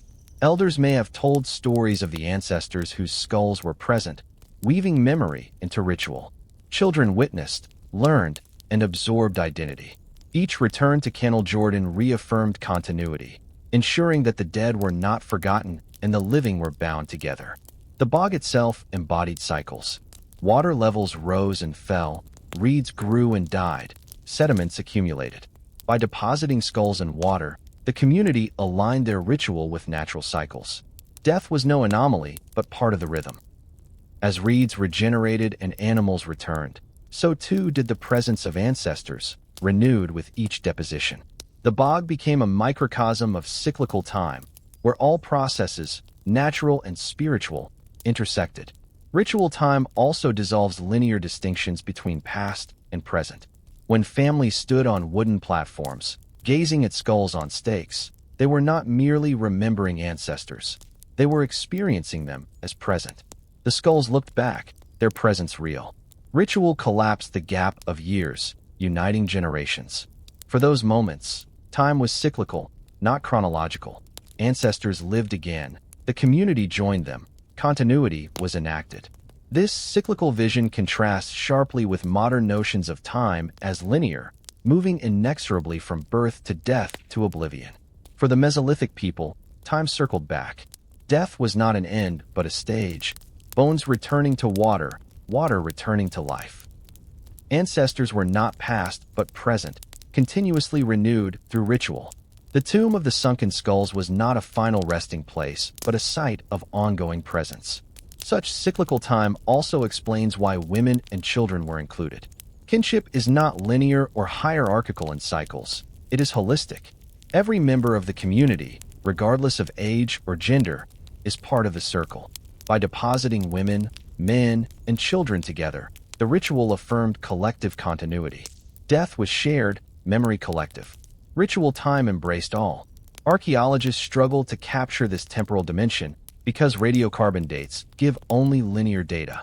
But the material evidence, stake layers, varying ages of skulls, repeated deposits of stone and bone, suggest cycles. Each return to Canal Jordan renewed meaning, just as each season renews life. The bog was not a frozen tomb, but a living ritual space, used repeatedly, remembered across generations. To stand there now is to imagine cycles long broken, yet still echoing. The reeds rise and fall each year, as they did millennia ago. The river still flows, salmon still swim. One can almost hear the drums, the crack of fire, the voices chanting names. Ritual time may be past, but its traces remain, reminding us that humans have always sought to bend time into circles, to resist finality, to keep ancestors near. Thus, Chapter 12 reveals that the Tomb of the Sunken Skulls was not a single act of deposition, but part of a larger rhythm of ritual time. Skulls, animals, fire, and wood all participated in cycles of renewal, binding community across seasons and generations. The Mesolithic people of Sweden lived in a world where death was not an ending but a turning, where ritual ensured continuity, and where time itself was sacred, circling endlessly in water and bone. The skulls of Canal Jordan, mounted on stakes and placed in water over 8 millennia ago, have remained silent for thousands of years. It is modern archaeologists, historians, and theorists who give them voices shaped by evidence, imagination, and inevitably, the biases of our own time. To interpret the Tomb of the Sunken Skulls is to walk a fine line between science and speculation, between cautious reconstruction and the temptation to project. Each interpretation tells us not only about the Mesolithic people of Sweden, but about ourselves, about the questions we ask and the answers we are willing to accept. When the site was first excavated, early reports emphasized violence. The trauma visible on some skulls, fractures, blunt force injuries, paramatum blows, led researchers to frame the deposit as trophies of war. Skulls on stakes, after all, evoke images of conquest, displays of dominance, warnings to rivals. To modern eyes trained on battlefield iconography, this was the most immediate explanation. The Tomb of the Sunken Skulls became, in this reading, a Stone Age trophy field, evidence that Mesolithic hunter-gatherers engaged in organized warfare. Yet this interpretation quickly ran into problems. The presence of women and children among the skulls is difficult to reconcile with trophy-taking alone. In most societies, enemies taken as trophies are adult males. The inclusion of elders and children suggests a broader ritual purpose. Moreover, the careful placement of skulls, the construction of wooden platforms, and the deposition of animal offerings do not fit neatly into narratives of conquest. Trophies of battle are often displayed publicly and then discarded. Here, skulls were given reverence, integrated into ritual space. A second interpretation framed the site as a place of sacrifice.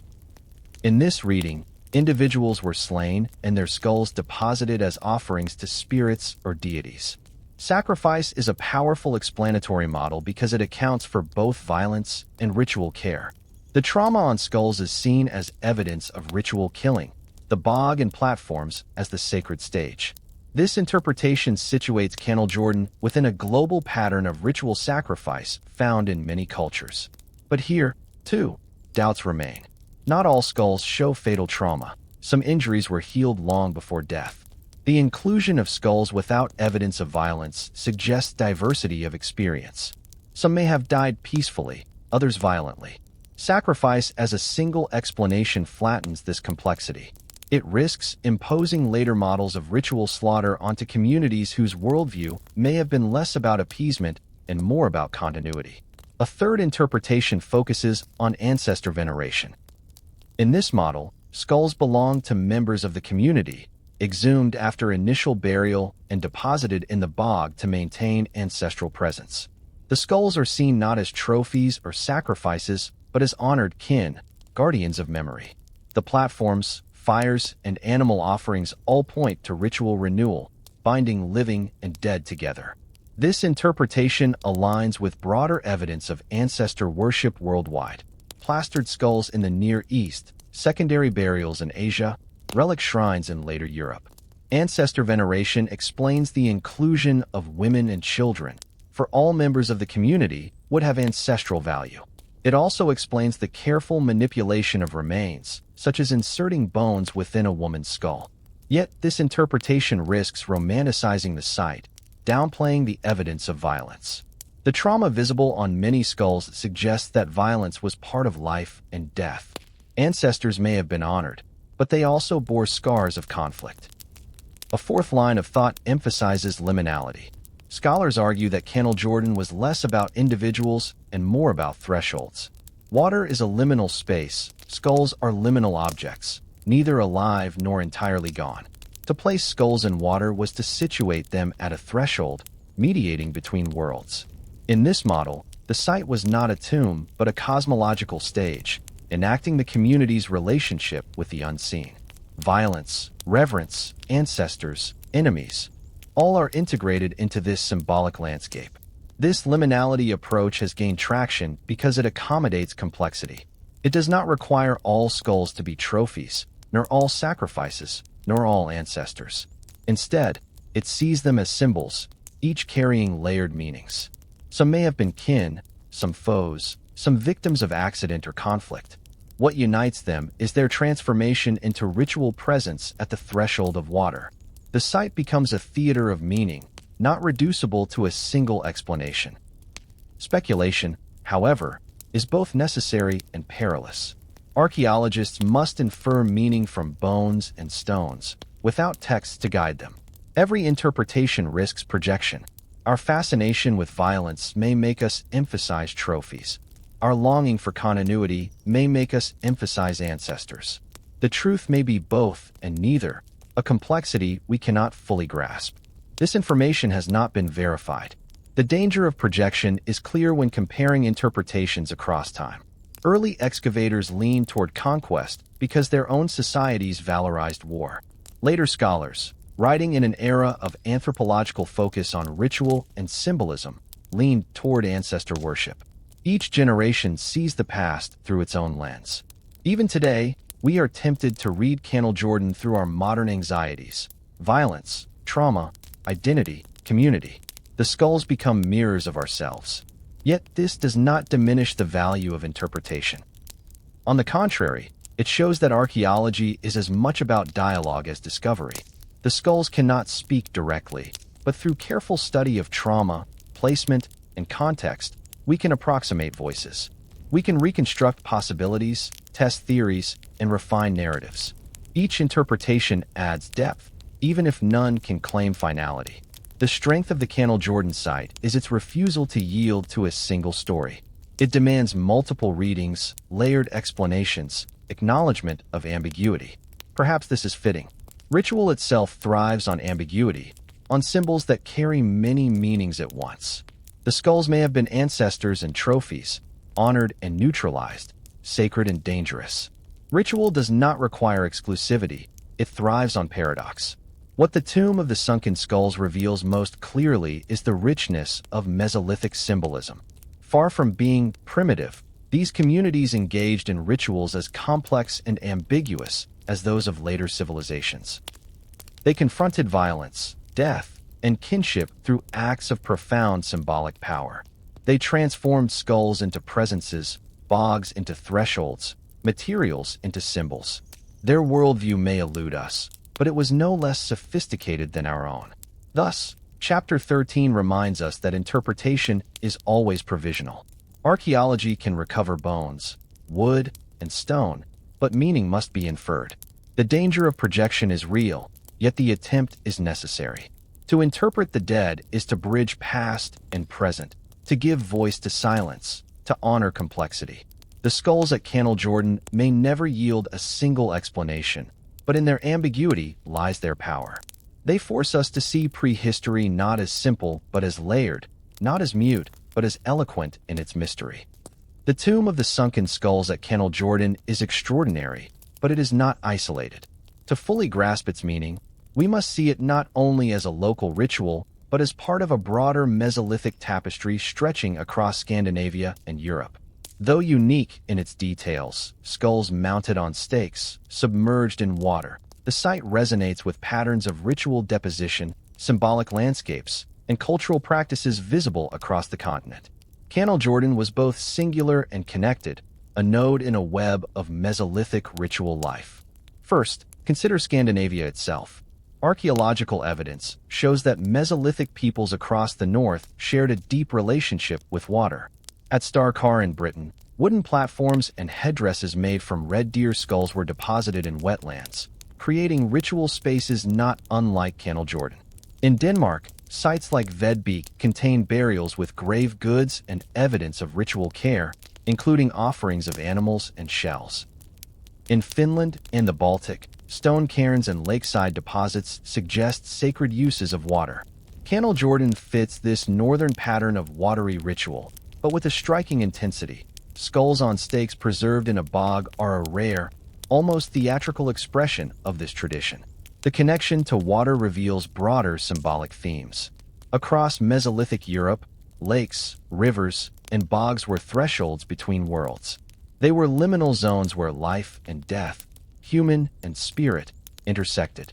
Depositing bones in water was a way of surrendering them to the unseen, ensuring continuity. At Canal Jordan, this symbolism is amplified by the use of skulls, faces of the dead mounted and then submerged. The Scandinavian landscape, shaped by post-glacial lakes and marshes, provided the natural stage for such acts. Comparisons to continental Europe show additional links. In Central Europe, Mesolithic and early Neolithic sites reveal secondary burials, where skulls were separated and curated. At Offnik Cave in Germany, two pit deposits contained dozens of skulls, some showing trauma, arranged in groups. These skull caches suggest communal rituals focused on the head as a symbol of identity and spirit. The similarities with Canal Jordan are striking: trauma, skull separation, careful placement. While Offnet was in a cave and Canal Jordan in a bog, both reveal a shared European fascination with skulls as vessels of presence. Further south, in the Levant, plastered skulls of the pre-pottery Neolithic show ancestor veneration in agricultural communities. Though chronologically close, the practices are geographically distant. Yet the logic is similar: to preserve the head, to give it ritual presence, to bind the living to the dead. The idea that the head was sacred seems to transcend geography, arising independently in many cultures.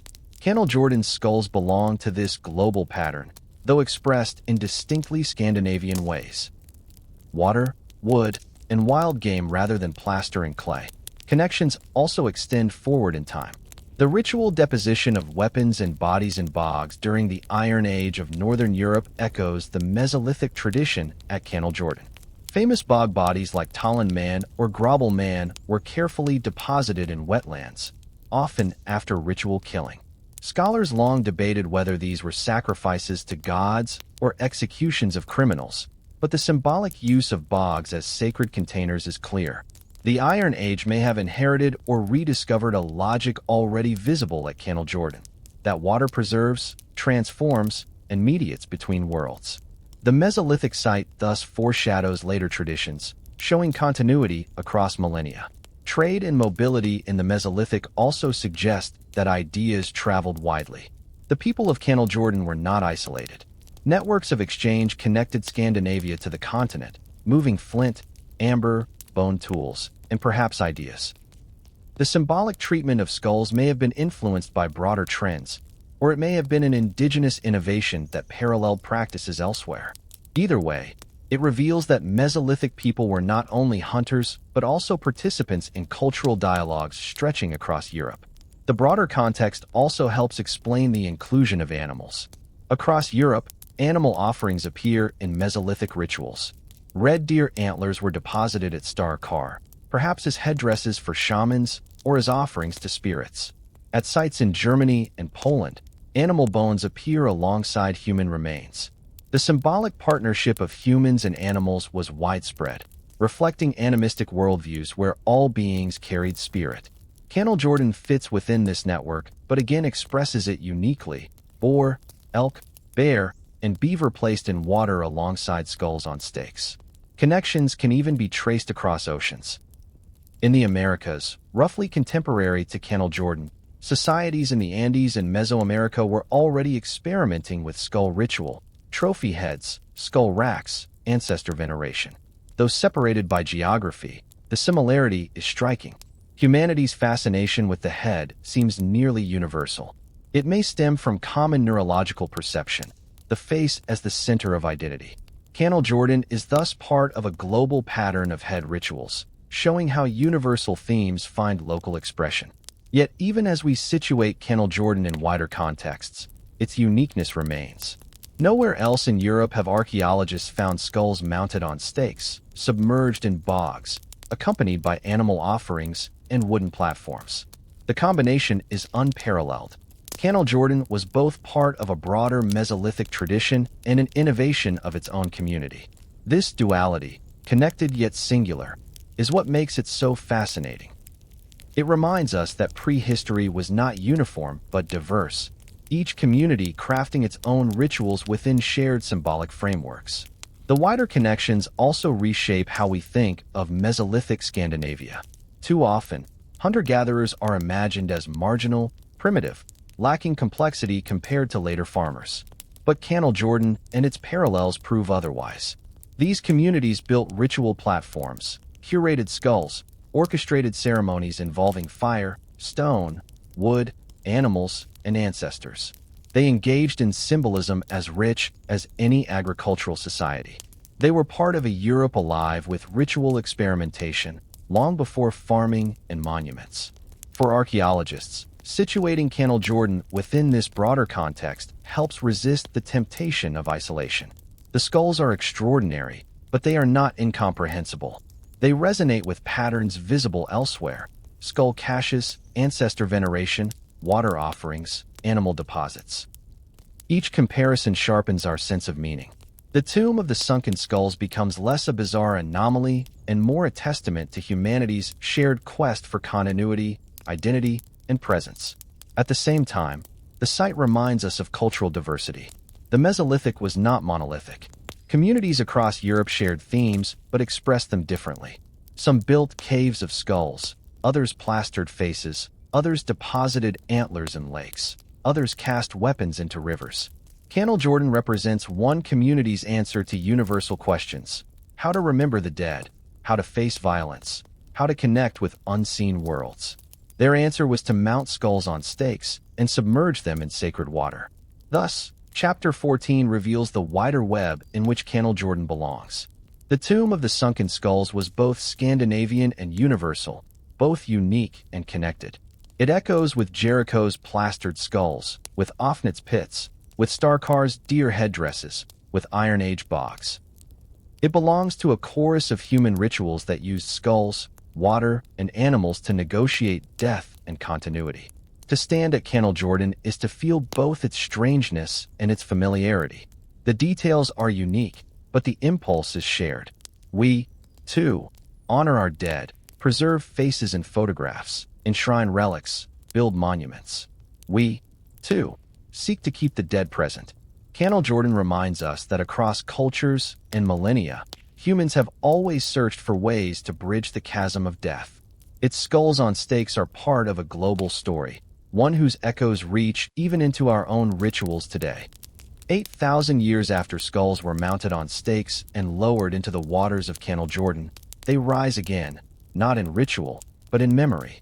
Archaeologists lift them from mud, clean their fragile surfaces, and place them under museum lights. They are studied, measured, photographed, and cataloged. Yet even in laboratories, their mystery endures. What do the Sunken Skulls mean? Not only for those who created the ritual, but for us, who inherit their story. The answer lies less in certainty than in recognition. These skulls reflect our own timeless struggle to face mortality, to make meaning from death, and to bind ourselves to something beyond the fleeting span of life.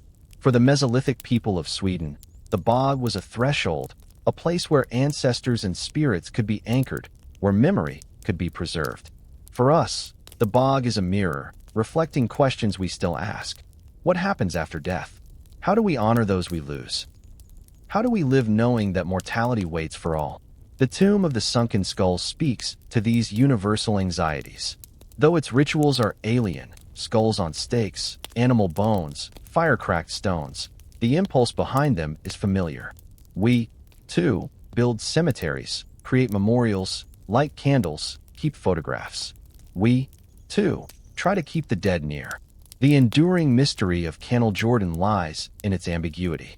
Was it a shrine of ancestors, a stage of sacrifice, a display of enemies, or all of these at once? Archaeology provides clues, but not certainty. This information has not been verified. Yet perhaps the lack of a single answer is itself meaningful. Ritual thrives on ambiguity. Symbols carry layered meanings, and communities often embrace paradox. The skulls may have been honored kin and neutralized enemies, sacred guardians and dangerous spirits. Their power lay precisely in their multiplicity, in their ability to hold many meanings at once. This ambiguity challenges us as modern interpreters. We long for clarity, for neat categories of explanation. But the tomb of the sunken skulls resists reduction. It reminds us that human life is not simple, that death is not one-dimensional, that ritual often exceeds tidy definitions. In this way, the site humbles us. It forces us to accept mystery as part of history, to acknowledge that the past cannot always be fully translated. Yet mystery does not mean irrelevance. On the contrary, Jordan matters precisely because it resists explanation. It keeps us curious, unsettled, open to wonder. In an age where so much is cataloged and explained, the sunken skulls remind us that not all knowledge can be owned, that some truths remain veiled. Their silent presence demands humility, reminding us that the past was filled with worlds of meaning now lost, but still resonant. The enduring power of the site also lies in its visual impact. Even today, the image of skulls on stakes submerged in bogs stirs something primal in us. It is haunting, eerie, unforgettable, but beyond fear, it evokes empathy. These were people, men, women, children, who lived, loved, suffered, and died. Their bones confront us with their humanity. In gazing at them, we confront our own mortality. The bog becomes a mirror, reflecting our faces as much as theirs. In museums, the skulls are displayed behind glass. Visitors peer at them, whispering, imagining. Some see horror, others reverence. All feel the weight of time compressed into bone. The skulls remind us that history is not abstract but embodied, that the people of the Mesolithic were as real as we are. Their rituals may be strange, but their needs, continuity, memory, presence, are the same as ours. This recognition bridges the gap of millennia, binding us to them across time. Jordan also carries lessons for archaeology. It reveals that even hunter-gatherers, often dismissed as simple, engaged in complex ritual and symbolism. It shows that sacred architecture, communal ceremonies, and ancestor veneration existed long before agriculture or cities. It expands our understanding of what it means to be human. Complexity is not the monopoly of civilization. It is woven into humanity from the beginning. The enduring mystery also speaks to our relationship with nature. The people of Jordan lived in deep connection with their environment. Their rituals bound human and animal, fire and water, life and death. In an age where we often see ourselves as separate from nature, their worldview reminds us that survival and meaning are intertwined with the natural world. The bog was not waste but temple, water not resource but threshold. Their rituals remind us that landscapes hold power, that sacredness can be found in reeds, rivers, and marshes as much as in cathedrals. As we interpret Jordan, we also project. Some see violence and conquest, others ancestor worship, others ecological ritual. Each interpretation reflects our concerns: fear of war, desire for continuity, awareness of ecology. The skulls become canvases for our anxieties. This is inevitable, but it also enriches the site. It allows the sunken skulls to continue generating meaning, not only for their creators, but for all who encounter them. In this way, the ritual lives on, not in practice, but in interpretation. The tomb of the sunken skulls endures because it refuses to be forgotten. It survived in water for millennia, and now it survives in our imagination. It provokes questions we cannot answer, but cannot ignore. It binds us to a community long gone, reminding us that they, too, grappled with mortality, violence, kinship, and memory. Their rituals were strange, but their humanity is familiar. In the end, the enduring mystery of Jordan is that it is both alien and intimate. It confronts us with skulls on stakes, a practice shocking to modern sensibilities.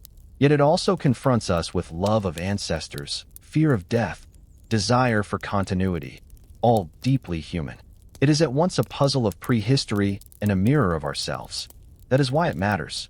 That is why it endures. Thus, Chapter 15 closes with recognition. The tomb of the sunken skulls will never yield a single explanation, but it does not need to. Its meaning lies not in final answers, but in eternal questions, not in certainty, but in curiosity, not in the past alone, but in the dialogue it creates with the present. The skulls of Canal Jordan, silent for millennia, continue to speak, not with words, but with presence, mystery, and the enduring truth that humanity has always sought to turn death into meaning. The Tomb of the Sunken Skulls at Canal Jordan is one of prehistory's most haunting and humbling discoveries. Skulls mounted on wooden stakes, submerged in a bog for 8 millennia, preserved by water and sediment, now rise before us not merely as archaeological specimens but as mirrors of humanity's timeless struggle with mortality. They confront us with questions that transcend culture and time. Why do we honor the dead? How do we transform violence into meaning? How do we keep ancestors present when flesh has faded and voices have gone silent? What is most remarkable about Canal Jordan is not only what it reveals about Mesolithic Scandinavia but also what it reminds us about ourselves. We, too, wrestle with death through ritual. We light candles, build cemeteries, carve monuments, preserve photographs, and enshrine relics. The Mesolithic people of Sweden had no marble, no writing, no cities, yet they sought the same goal: continuity. By placing skulls in water, they ensured the dead were not forgotten. By staging ceremonies of fire, wood, and bone, they created moments where past and present collapsed into one. The skulls are also a lesson in complexity. To modern eyes, skulls on stakes suggest violence, conquest, or sacrifice. And indeed, trauma marks some of the bones. Yet the inclusion of women and children, the careful placement, the animal offerings, and the architecture of platforms tell us this was more than brutality. It was ritual, layered with paradox. Skulls were both dangerous and sacred, ancestors and enemies, symbols of death and tokens of continuity. The bog held all these meanings together, resisting reduction to a single story. This refusal to be simplified is what makes the site powerful. It humbles us. Too often we imagine the past as primitive, linear, less complex than our present. Canal Jordan proves otherwise. Its people lived in a symbolic universe as rich as ours, where materials, animals, ancestors, and water all carried layered meanings. They were not only hunters and gatherers but also ritualists, builders of sacred architecture, keepers of memory. They too asked ultimate questions, and their answers, though strange to us, were coherent to them. The endurance of the skulls is itself symbolic. For 8,000 years they rested in silence, preserved by water. Now, unearthed, they speak again, not of certainty, but of mystery. Their ambiguity is their message. They remind us that some truths cannot be pinned down, that ritual thrives on multiplicity, that humanity's search for meaning in death has always been fluid. Archaeology can recover wood and bone, but meaning is always partial, elusive, layered. The skulls remind us to embrace uncertainty as part of our shared human story. Above all, the Tomb of the Sunken Skulls is a testament to continuity. The people of Canal Jordan refused to let death be an end. They turned loss into ritual, absence into presence, bones into symbols. In this, they are kin to us. Their bog is not only a prehistoric shrine but a reflection of our own cemeteries, our own memorials, our own rituals of remembrance. The skulls they raised and submerged are distant echoes of the candles we light, the names we whisper, the monuments we build. To gaze at the skulls today is to be reminded that humanity's greatest fear is not death but oblivion. Canal Jordan's people answered that fear with ritual, ensuring that their dead remained present. Their skulls still look back at us, across 8,000 years, whispering the same truth, that memory is survival, that continuity is sacred, and that to be human is to seek meaning in the face of mortality.